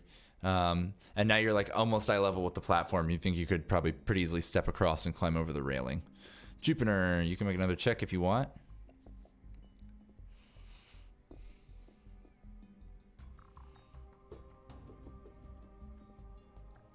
Heal intelligence of 7. Again, closer to the 10, but not doing it. Guy still seems to be like, his eyes now are rolling back in his head. He seems to be fading out. I feel like all 10 of my fingers are like jammed in different holes, and I'm just kind of, hold on, Guy, hold on. And I think at this point too, Guy is like quietly singing to himself, and he's singing John Denver's "Country Roads." And he doesn't know how he knows that song, but he's just like, "Take me home," and he really thinks that this is it. Like he does not expect to get up from this. Surprisingly, the soothing tunes of John Denver, one of the few things that survived the scream, left over from the Terran mandate. So okay, yeah, Guy, you are still bleeding out on the floor and dying. Jupiter failed your heal check. That's gonna put us. You're 3 rounds deep, right? 2, 3, 4. Yeah, God. it's round 4. You're 3 rounds deep. You have 3 rounds left to live. Your face is going pale, and you've almost completely lost consciousness at this point, Guy. Hikari. You can do double movement to get onto the walkway, like rough terrain, Okay. which That should puts me at 20 feet. should get you next to him. Yeah, so that'll get you up next to Guy. You jump from this cargo crate you climbed up on top of over to the steel walkway, like over the railing. You like put your hand on it and vault over, and you kneel down and attempt to start healing Guy with your med kit, like just pulling gauze and shit out, all different kinds Yeah. of stems, like pumping him full of, painkillers, and then trying to stop the bleeding. So go ahead and roll that heal check. So you have to roll an 8 or better because you're using a healing kit. Now, did you say you have a lift patch that you wanted to use?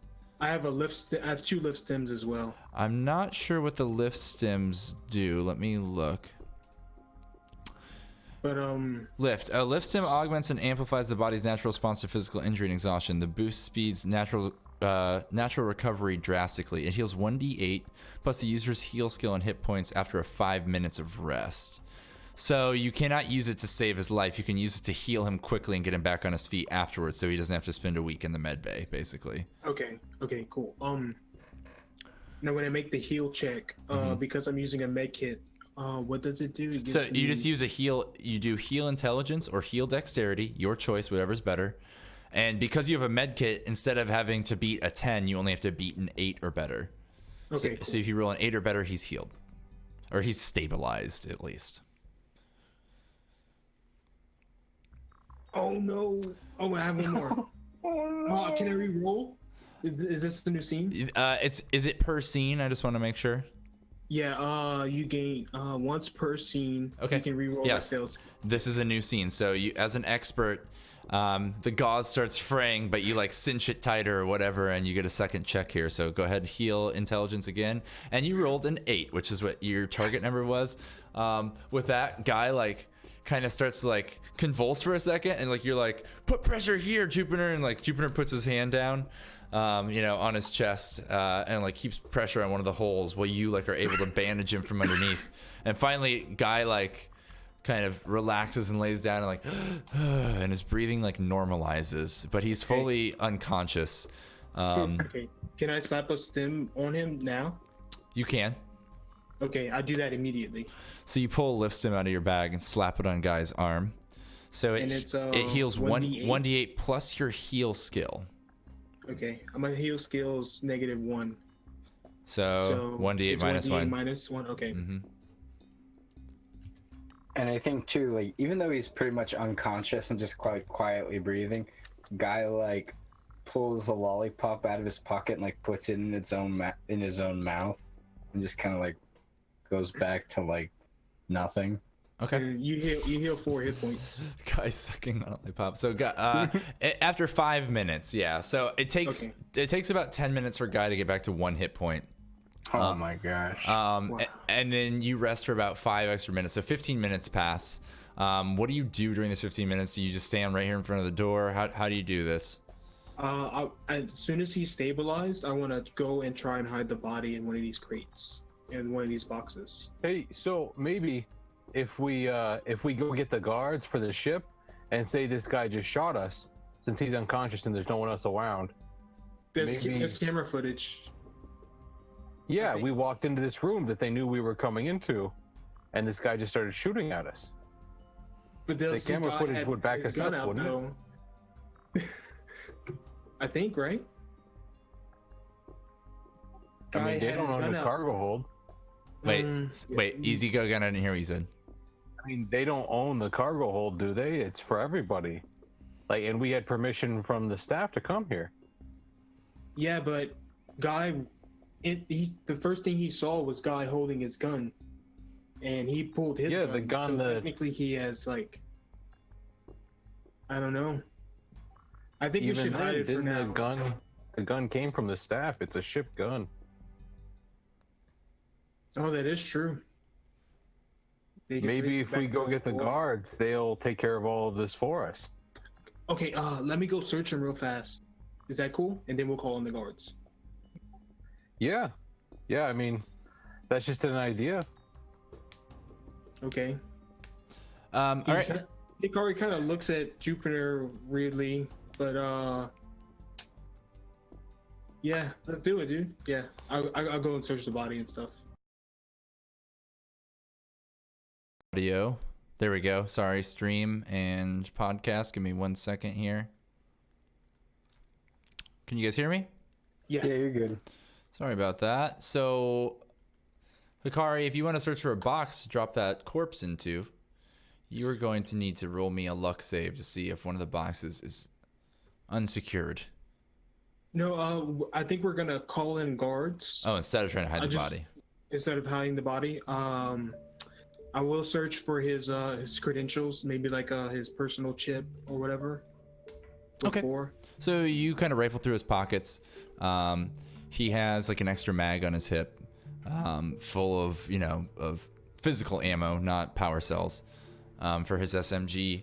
He does have a cred stick, unmarked, like a brandless cred stick, which is common among criminals.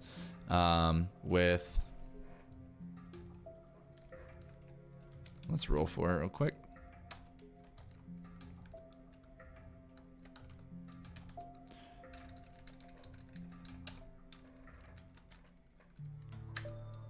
With 108 new exchange credits on it.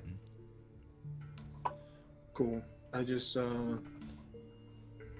I'll take that and see.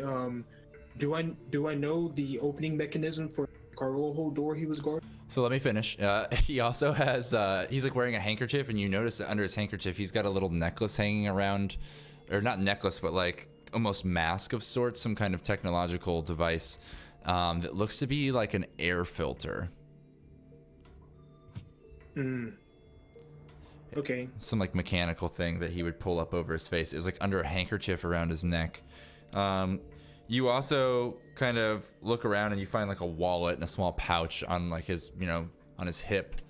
And it contains some personal effects. It seems like he has like an exchange consulate identification card, which is very common. That's like your main ID card that you would see required around this sector. And a few other personal effects, like a family picture. No. Yeah, with like a woman and a small daughter, and also a picture of him.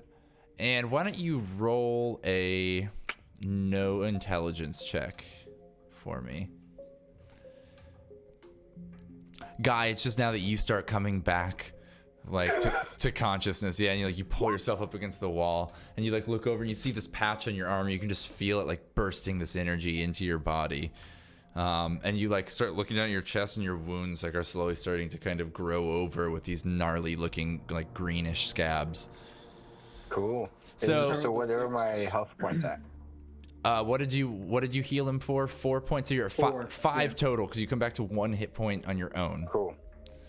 But you still probably need actual rest to regain the final hit point. So he has a picture of him and another Dust Wolf member, but they're in more casual leather jackets, and they're on grav motorcycles on some deserty planet somewhere. They're like biker dudes. Okay. And it's like him and a buddy, like grasping hands, like giving like the Predator high five. Oh. Do you think Cool. it was his lover? I take all of it. Yeah. I was like, oh, good for him. Okay, so you take his wallet. He's got a couple other things, but nothing that really like stands out to you as being valuable or of interest in any way. I'll take the air filter handkerchief and the credit, and I'll leave everything else, and the ID card. The air filter is just like a mask, like a head mask, like a respirator. It was just He had a handkerchief tied around his neck to obscure it. That's all. Okay. So you get a respirator, just like a basic respirator. It's not like, doesn't make oxygen from thin air, nothing like that. It just filters dust, like what you would use to paint. Yeah. But it looks kind of cool. And so Guy, as soon as you wake up, you have this flash of these visions, these dark dreams you were seeing as you were literally bleeding out and dying on the floor. And one vision sticks very firmly in your mind. I'm going to whisper it to you in the Roll20 chat, and you can decide whether you want to tell the other players or not. Oh, shit. Backstory. Yeah, we're getting... tell me once you send it, because I also might need to figure out how to see private whispers. It'll just show up in the chat in Roll20, like where you see rolls. Cool. Also, at this time, I think Guy's kind of like looking at Jupiter and looking at it. Well, yeah, because Jupiter's by me, and he's like, "Did I do it? Like, did I stop him?" Yeah, you did it. You stopped him.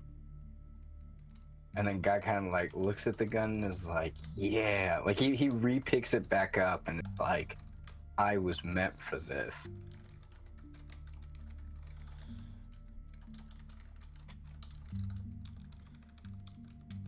You did good, guy. You did real good. I'm worried to see this horrible vision that I had. And I think guy kind of like nods at Jupiter and he kind of is like, thanks, Jupiter. And he like nods and he's like smiling. Okay, so I'm sending it to you right now. One thing I want to mention is the logo I mentioned in there is the same one we had discussed you seeing in a vision previous.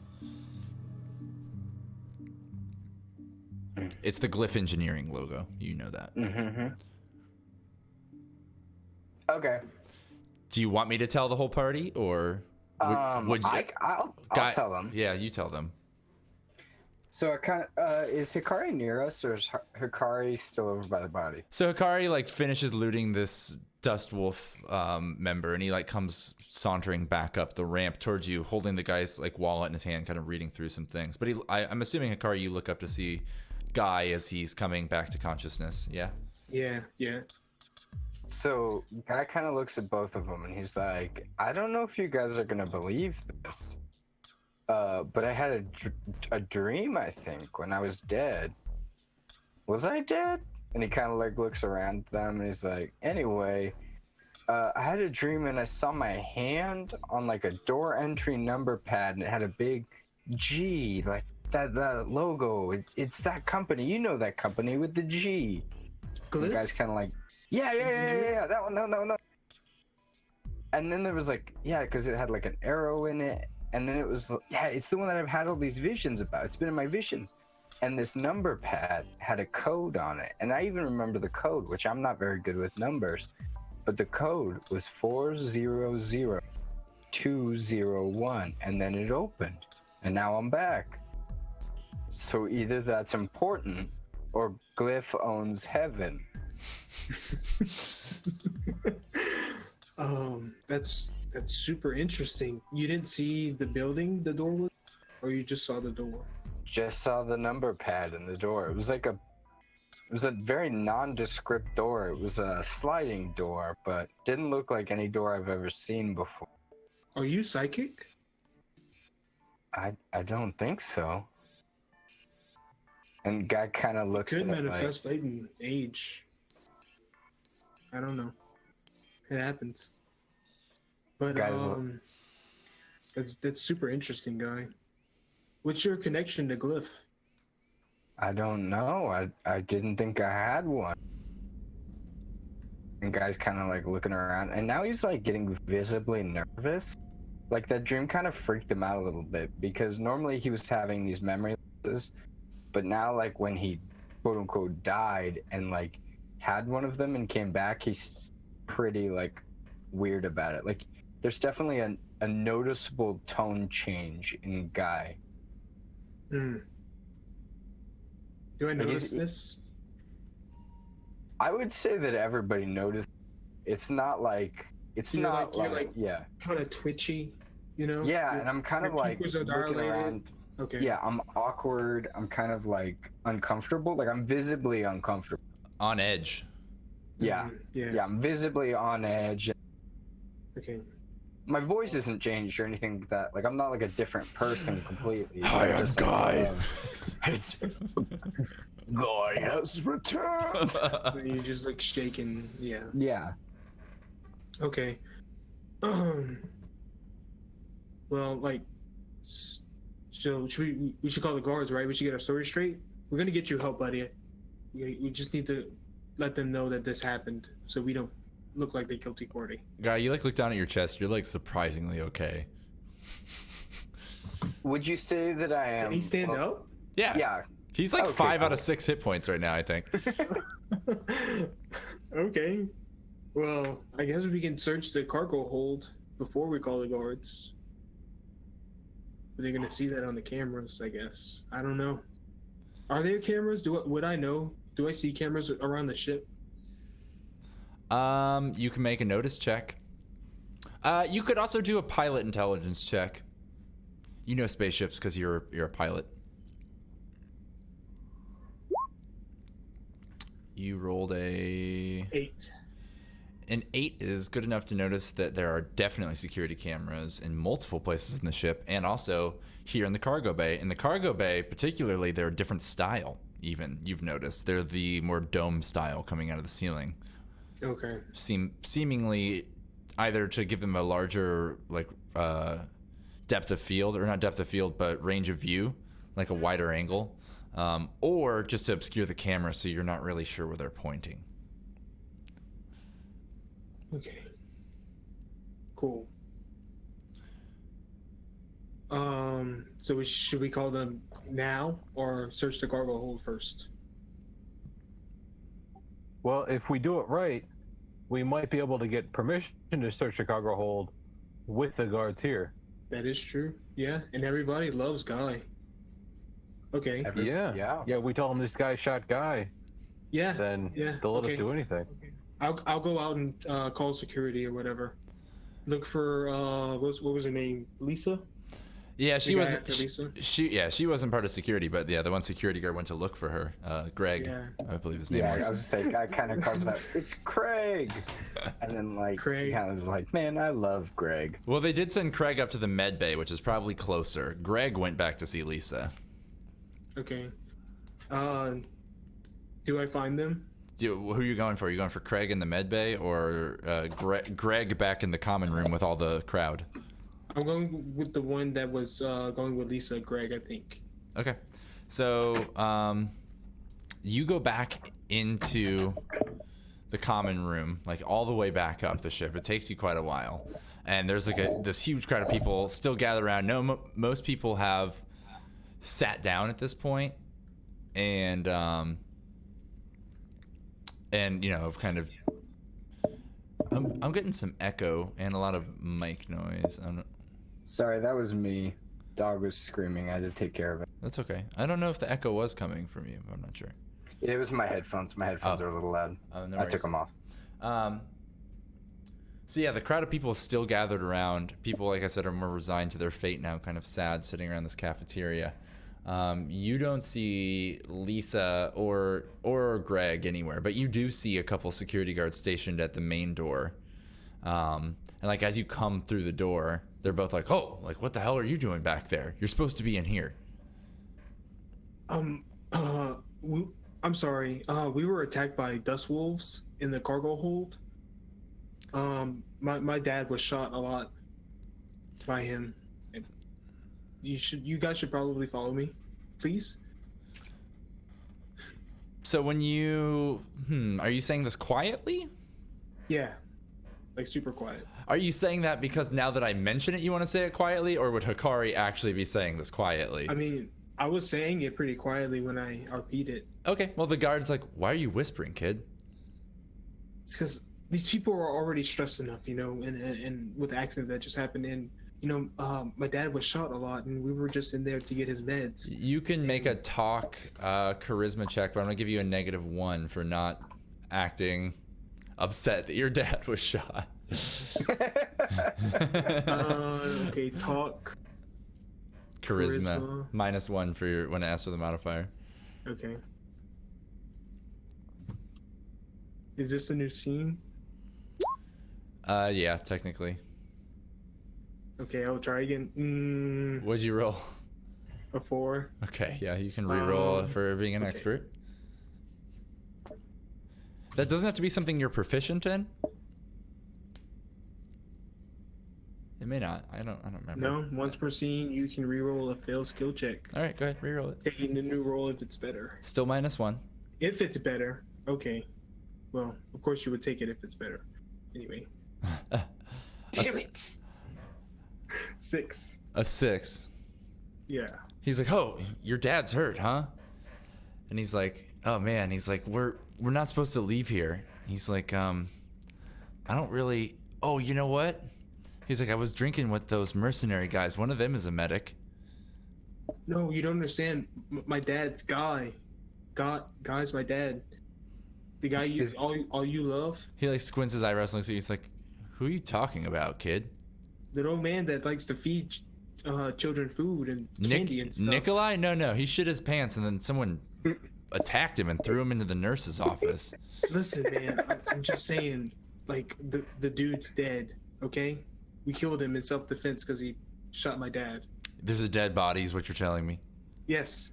That's why I've been trying to keep it, quiet.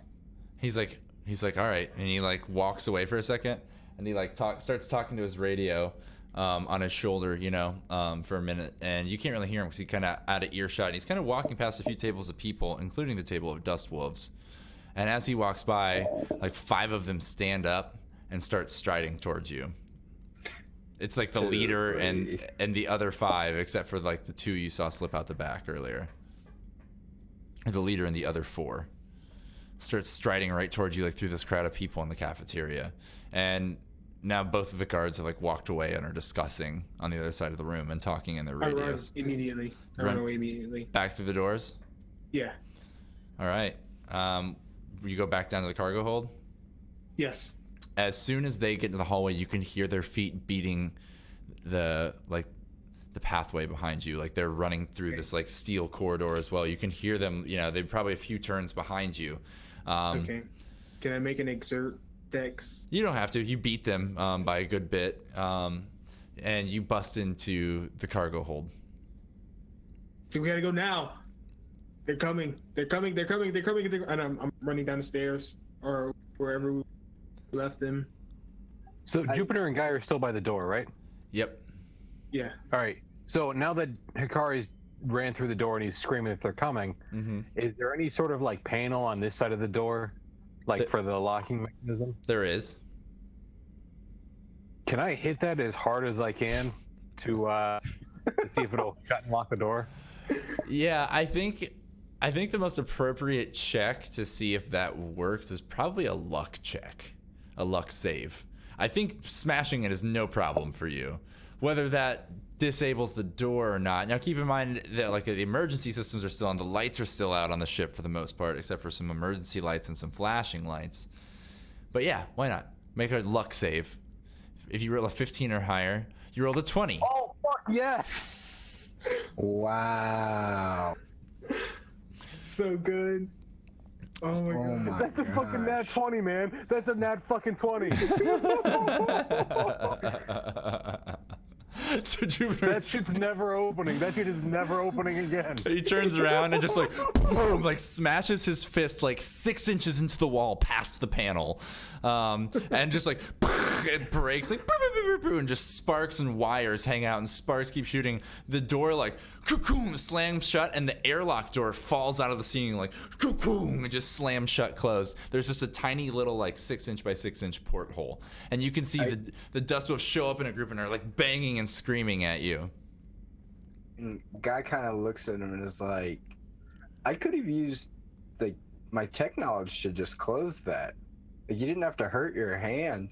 And he kind of like walks up and he hugs Jupiter and he's like, thank you for doing that. I mentioned Jupiter just has like metal and plastic and wires like and is like embedded in his fist. I almost am kind of imagine that like if they really went through the door, there's a hole most of the way through right next to the door where the panels are. Like I probably punched through the fucking steel hull. Yes. From that. Yeah, I like the idea that there's a fish-shaped fucking bump they can feel on the other side of the wall. You've pierced the bulkhead. So yeah, they're standing there pounding on the other side of the door, screaming for you to let them in. And just then, for the second time in like 2 or 3 hours now, you hear a loud and the whole ship just like rocks, much bigger, much worse than before. And you can see, so also this cargo bay, like this upper wall, if you're looking at the map, like the northernmost wall is the outer hull of the ship, and it's a huge cargo door, where they can drive cars and stuff, and it's got windows in it. You can just see open space outside of this giant cargo bay, and you see like an entire section of the ship just like jettisoned past the window. It's fucking massive, the size of 20 RVs stuck together, comes flying by. You can see in the window of that ship like crew members pounding on the windows and screaming and waving at you with horrified looks on their face. And just then, you know, after you, I guess you probably watch it for like 20 minutes, and like more alarms are going off on the ship. And you notice that this loud bang you heard right before you saw that happen was right in the hole, like probably right below the cargo door. Fuck. So we just saw a bunch of people hypothetic. I just want to make sure I understand. A bunch of people in a cargo thing fell off the ship and they're just like floating and they're probably gonna Not a die. cargo thing. It looks like an entire section of the ship, like the crew quarters jettisoned for some reason. Which is bad. It's not that it's not like something that was not made to broke off, or is it? Does that make sense? It's not like a collision caused this. It seems like no. Well, do you have a pilot skill? I know Hikari does. Or are you -1 in pilot? Let me see what I have.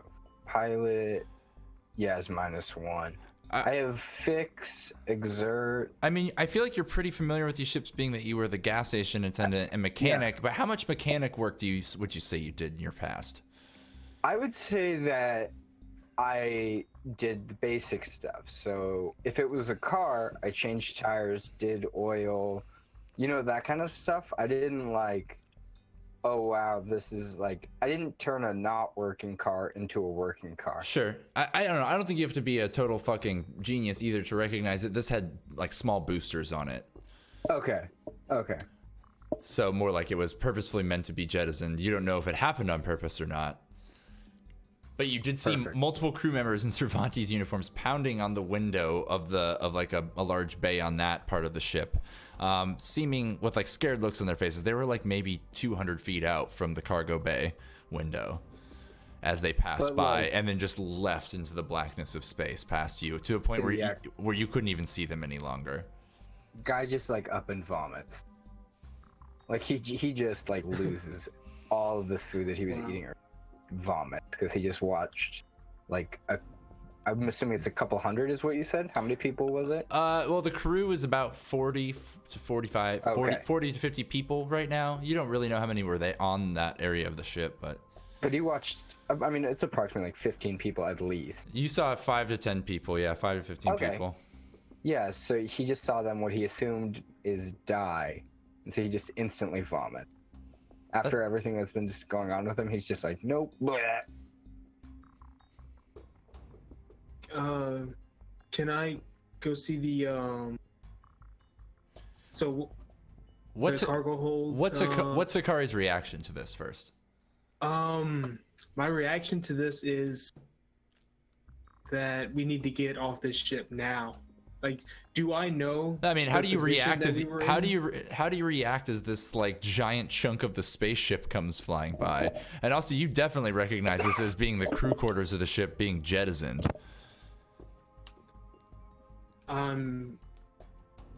Like, does your jaw drop? Like, what's going through Hikari's head? I'm really confused and really scared. Like, he's wondering what was the connection between this and the ship coming out of hyperspace. Whether you said it was like a more pronounced like cuckoo. You know what I mean? Yep, and it sounded like it was right outside the ship from where you are now. What's Jupiter's reaction? Jupiter, besides like the weird like kind of dumbstruck face he has, he's going through scenarios in his head of like what could possibly be happening, because he does have that kind of like war trained mind from growing up on Kanos. So he's like thinking like, oh, are we under attack? Is this just like some weird like emergency release system? Because he looks out there and he sees the horrified look on people's faces, and he thinks, oh shit, something awful is happening. But he also recognizes that it's, a piece of the ship that's meant to come off.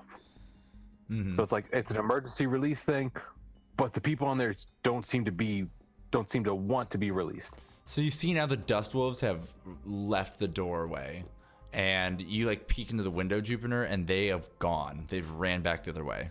Also are gone. So yeah, I'm assuming you're very confused.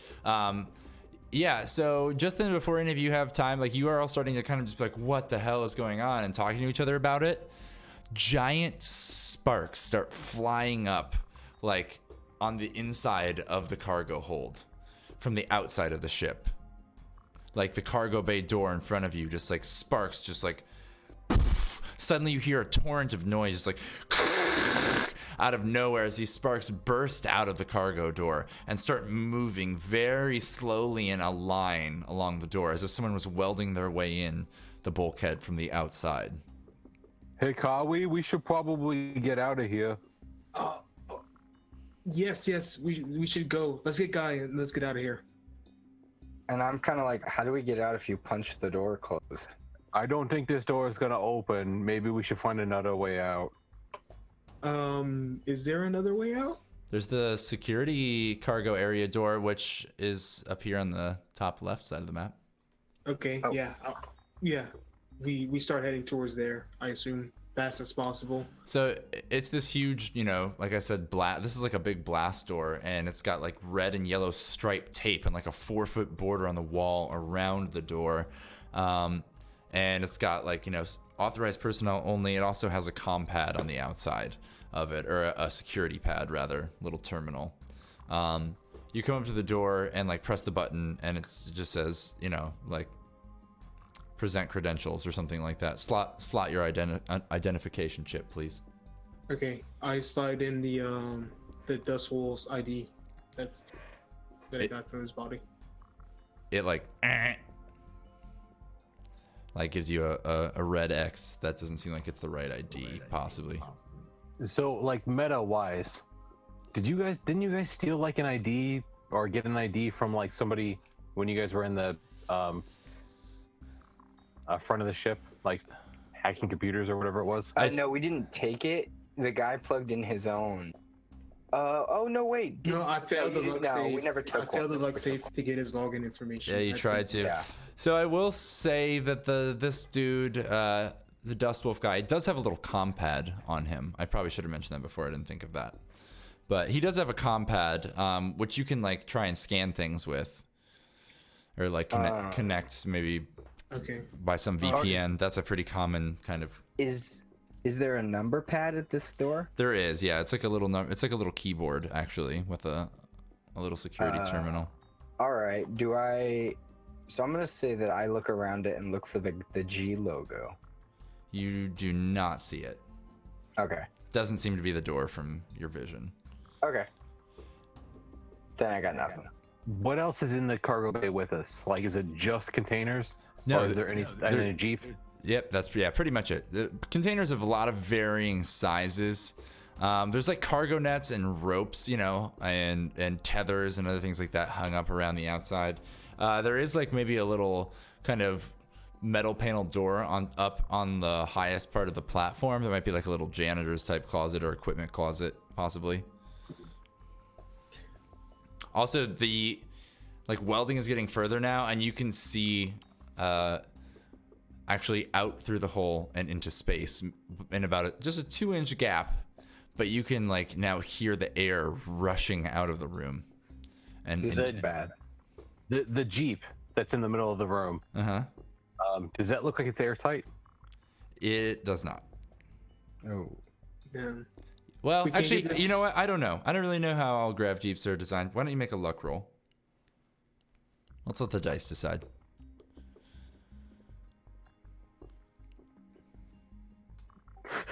How did I fucking do that? No, it's you rolled a 20 on a luck save and then a 1 on the next one. So no, it is open. It's like completely open. It has fucking like no windshield, no windows. It's like the traditional Fucking cloth top. no doors Jeep. Jeeps don't have doors. At this point, too, Guy kind of notices what Jupiter's doing, and he's also looking He's like also. anything airtight. I mean, some of the containers seem like they might be. The terminal, I don't know. Yeah, I don't think much else really in here. It seems like you're your only real option is probably to go through that door. You haven't checked the janitor closet, I guess. Yeah, Jupiter.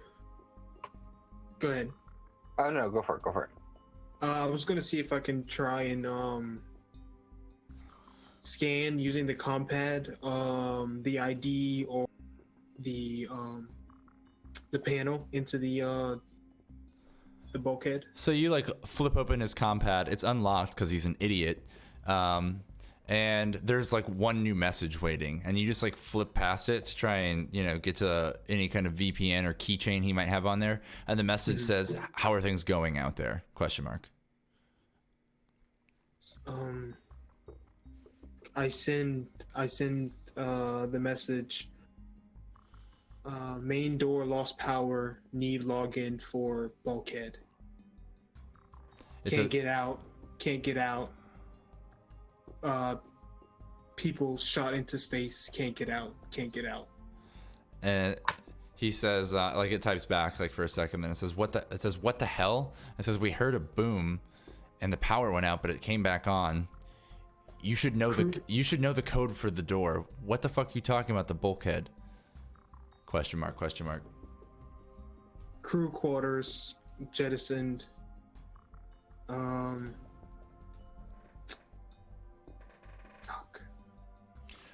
Door might reset. I need code. Admin code.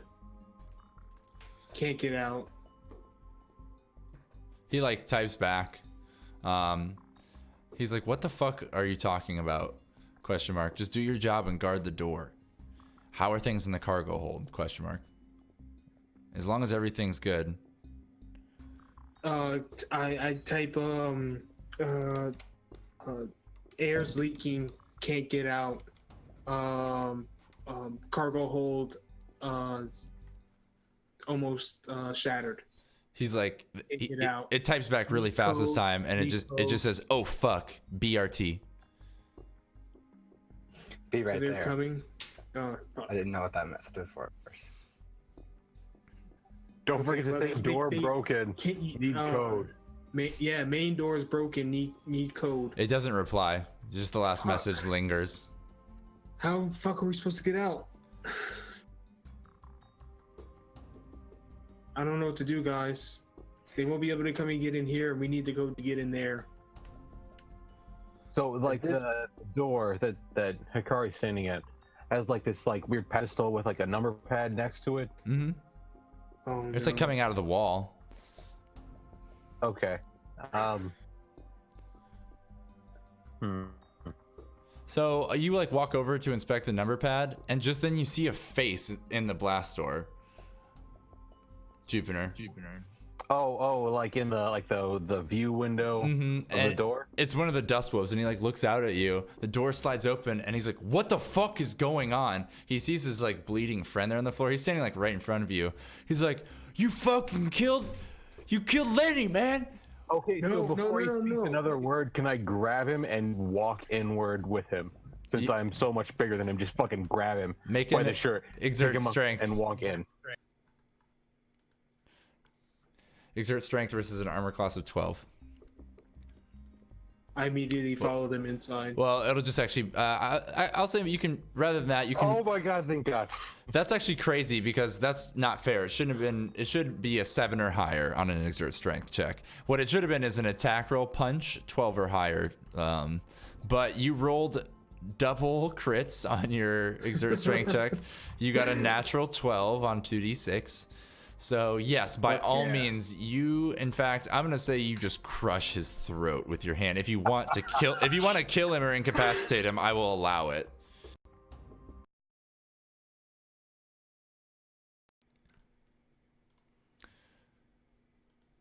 Sorry, audio. But I guess I'm also from Kano, so I'm like, and I'm so freaked out and scared by seeing him. I just pick him up and grab him and just squeeze. So because you're from Kanos, you do follow through with it and kill him. Sorry, my audio cut out for a second. And if anybody asks me, it's just, it's who I am. It's how I was raised. Sorry. So you like drop his limp body to the ground just inside of this now open doorway. And he's just like grasping for air at his like crushed windpipe on the floor, like just writhing, slowly suffocating. I don't even see that. I'm in the room searching as fast as possible for any anything that can hold us or In the cargo bay? yeah, in the cargo bay. Or like Wait, wait, wait. What door opened?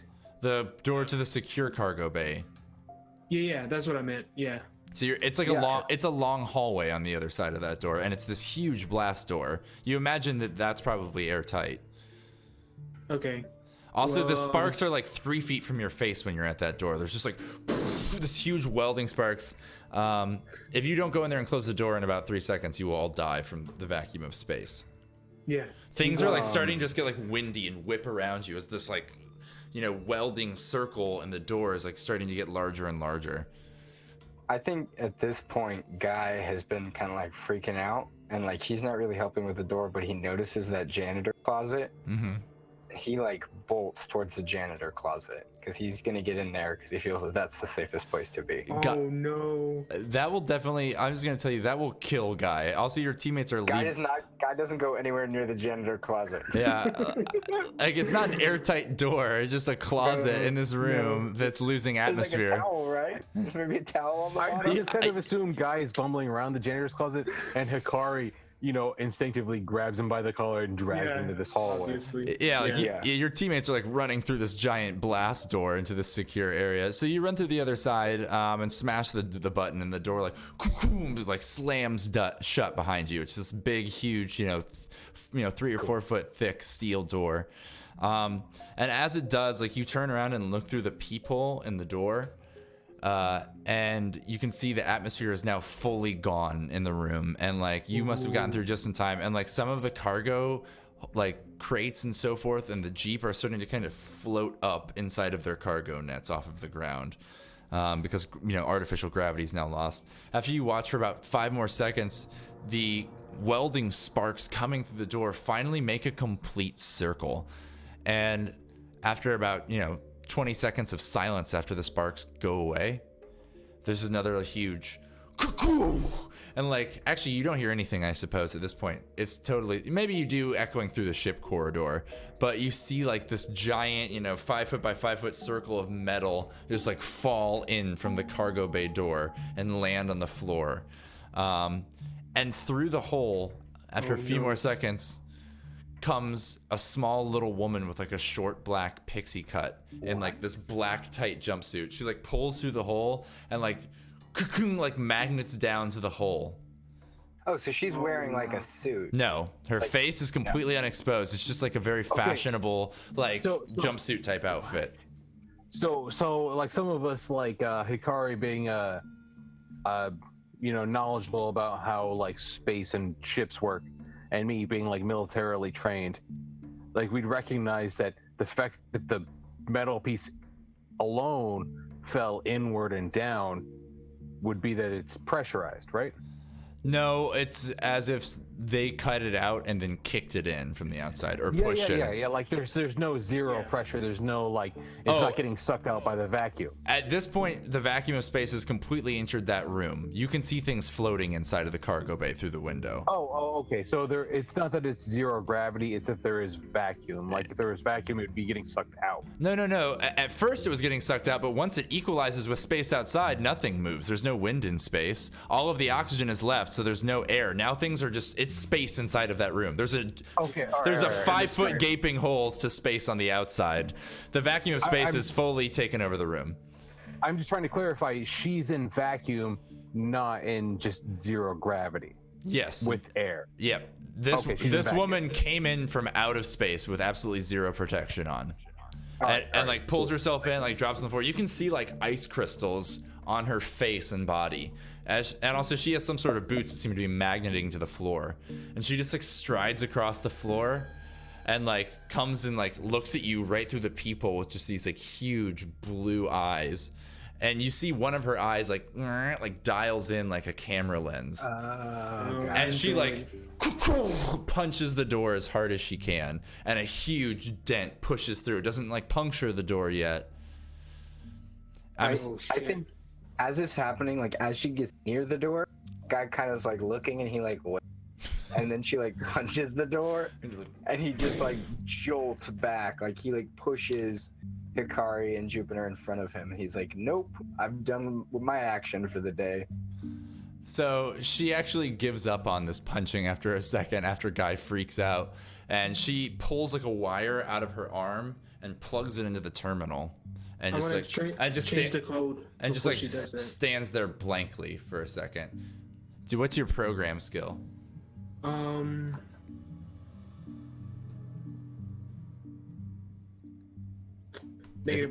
Yeah, you cannot. Okay.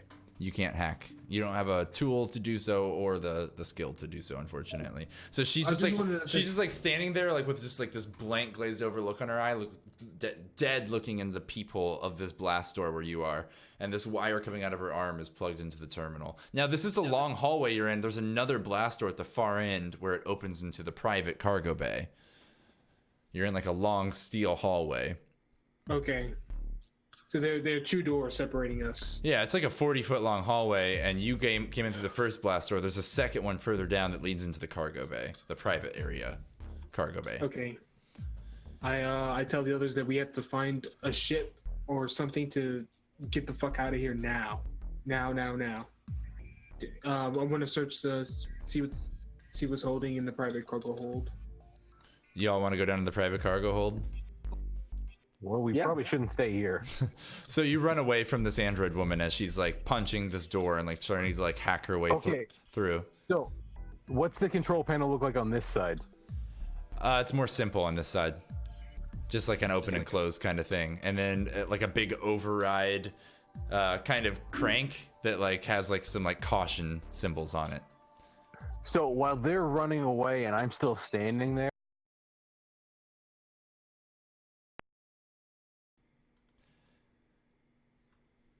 are you there? Yeah. Start completely over. My Discord went out. I'm just gonna like while Guy and Hikari are kind of like starting to turn away, I'm gonna kind of shout, "Do you want me to punch this one?" I go, if you punch it and it opens, we're all dead. So I wouldn't. Let's wait for her to just do her thing, and then we just got to get the fuck out. All right, so I'm just gonna start running then. Yeah, so you all run down to the blast chamber. Excuse me, I'm losing it. You all run down to the second blast door at the far end of the hallway. It opens up into this newer, smaller private cargo bay. It's actually just like a really wide hallway with like these huge, like 15 by 20 foot, like shielded doors that like slide down, like portcullis style almost. Like 8 of them lining this long, wide hallway, each one with a tiny window. It seems like each one has like a, is a private cargo bay. And they're like numbered with huge numbers painted on these like concrete and steel doors that are descending down. The blaster like slides shut behind you, and seals. And I think this is a good place to leave it for next session. Cool. We will. I'm excited. Pick it up as you. Yeah, go ahead. I was just gonna say I had a list of names that Guy did not yet get to call Hikari or Jupiter, so I'm excited to roll those out next game. Awesome. Yeah, so we'll leave it on a little bit of a cliffhanger. When we come back, you will figure out what to do in this cargo bay, hide or confront this android woman, basically. Or seemingly, I'm gonna assume all your characters make the leap that she's probably an android based on her lack of protection in space. Either that or highly modified body, because you can get implants and cyborg organic implants and things like that. Yes. Have you ever played that game Deus Ex Human Revolution? Mm-hmm. The woman, the female boss? That's what I imagine her to look like. I haven't played it that far through. I own it. I've played it a few times, but not all the way through. So I don't know. Okay. You have to send me a picture and we'll see. On Discord, I'll send you a picture on Discord. Sounds great. I don't know why, but in my brain, Dexter's Lab. She looks like who? The mom from Dexter's Laboratory. Yeah, she didn't have black. What? She didn't have black hair though. No, but I just meant like. But then yeah, the hair is just colored black. I see I don't her. know why that was my instant. Like, yep, this is who's chasing us. I see her as Natasha from Boris and Natasha from Rocky and Bullwinkle. Okay, I'm Okay. into it. So But- I just want to make sure like this gets said before this session is over and before the recording stop, because I am just absolutely amazed by it because it all happened to me. The last three things I see in the Roll20 roll things, one is a crit luck save, followed by a crit luck fail, Yeah, followed by an exert crit save. on 2d Like- on 2d6. So that was actually a double crit. Yeah, they're like, how the fuck? Like, I've never gotten that good of rolls in my life. That's crazy. You were very up and down though. That's how you want it. It's all crits or nothing for me. Yeah. Anyway, y'all, let's do our plugs. We are actually, if you all are still down, going to do a quick 10-minute conversation off stream that we will record and we will post as some additional content on our YouTube page. Yes. We're going to do a little after the show chat about the episode. But for now, we'll sign off. We'll give everybody a little plug. Great episode. We had a couple slow points, but we're still trying to figure out the game. And I'm still trying to figure out the very free flow of the story. This is, I want to tell you all, has fully derailed from where I planned on it being, which is fine and good. And that's the point of Stars Without Numbers. I'm trying to roll with that. And I'm also trying to let dice rolls dictate what your available options are and things like that. So if it got a little slow, we also had some really awesome epic parts that were really cool, and I loved it. And thank you all so much for being here. So one last time, big thanks to Ruben for playing Guy Flanell, our friend Falsteries for playing Hikari, and our friend Easy Sailor for playing Jupiter. Real quick, each of you give me a plug. Guy, what do you got going on? Yeah, like I said, Kid Tested Mother Approved. It's a weekly podcast. We try and put it up every week. But yeah, I love it. This is going to be a fun episode this week because we did movies that are for kids, but probably not for kids. And I'm going to be watching Coraline for the first time. I've never seen Coraline. Oh, great. And my mom's watching Small Soldiers, which I absolutely love. What? Awesome. So That's so this will good. be a fun one. David Cross in Small Soldiers is my favorite. I kind of forgot that was David Cross. He's in it. He's good in it. All right, Hikari, tell us what you got going on. I have the Overmorning campaign this Monday coming up, with Charlie, Hayden, Momo, and JT Dubs. So tune in for that, and That will that's pretty much it. that will be a Harry Potter world inspired campaign, but set in the United States, featuring all of us as bratty teenagers in high school. And that premieres tomorrow night. What time is that? That's going to be like 10 o'clock? Is that what we decided? Or 10:30, I think? Yes. I think Like 10 o'clock, yeah. I think actually 10:30 might be the earliest I can play tomorrow. Okay. If that's that fine. works. I know that also I think should work for Momo or 11 because Momo needs to play pretty late. We'll post on our Twitter about it. Yeah. And last but not least, we have Jake Easy Sailor, the official spokesperson for Meaty Mics. What do you give us your plug? Meaty Mikes, say bye to the competitors' products when you try our meat buy products. Catch us at twitter.com/meatycorp. Yep, at Meaty Corp on Twitter. And just Meaty Mics on Instagram. Thank you, official Meaty Mics is the official sponsor of Space Case and the Chop Shop Network. So make I sure. do want to. Yeah. No, I just wanted to say, one, Kid Tested Mother Approved. I've been a fan of it for a long time. Ilvermony, Falk's upcoming D&D campaign here on the Chop Shop Network. I would love to be a guest professor that appears in like one or two episodes. Yes. Okay. Just Yeah. saying. Totally. Yeah. You know, if you need a drunk janitor or something like that, I'd be more than happy to play that. American Hagrid is just a drunk janitor. Oh, man. I got called Hagrid in high school because I had this same beard, only a little more disheveled in high school. 9 p.m. Dude. EST, Momo says. Okay. Yeah. Well, This has. Sorry. Go ahead. I was gonna say I don't think I'll be able to play till at least 10, but probably more like 10:30 EST probably tomorrow if that works. We'll chat about it and see. but if not, it'll be happening soon. But let's go ahead and end the stream and the podcast there. Make sure you check out after the game on our YouTube channel for an additional little 10-minute chat kind of about our feelings about the game and the storyline and where we want to see things go next time. And thank you so much, everybody who tuned in. We had a great viewership tonight. We really fucking appreciate it. Like I said, I know it got a little slow at a couple of points, but hopefully the fucking awesome points made up for it, because there was a lot of great parts of tonight's session. And we'll hopefully be back next week. We're going to try and keep these every single week coming out as much as we can. We all have busy schedules, so yeah, hopefully we'll be back next week, hopefully on the same day. But just follow us on Twitter at Chop Shop Network, or right here on Twitch to get updates about that. All right, we'll see you guys next time. Thanks so much for tuning in. Chop Shop.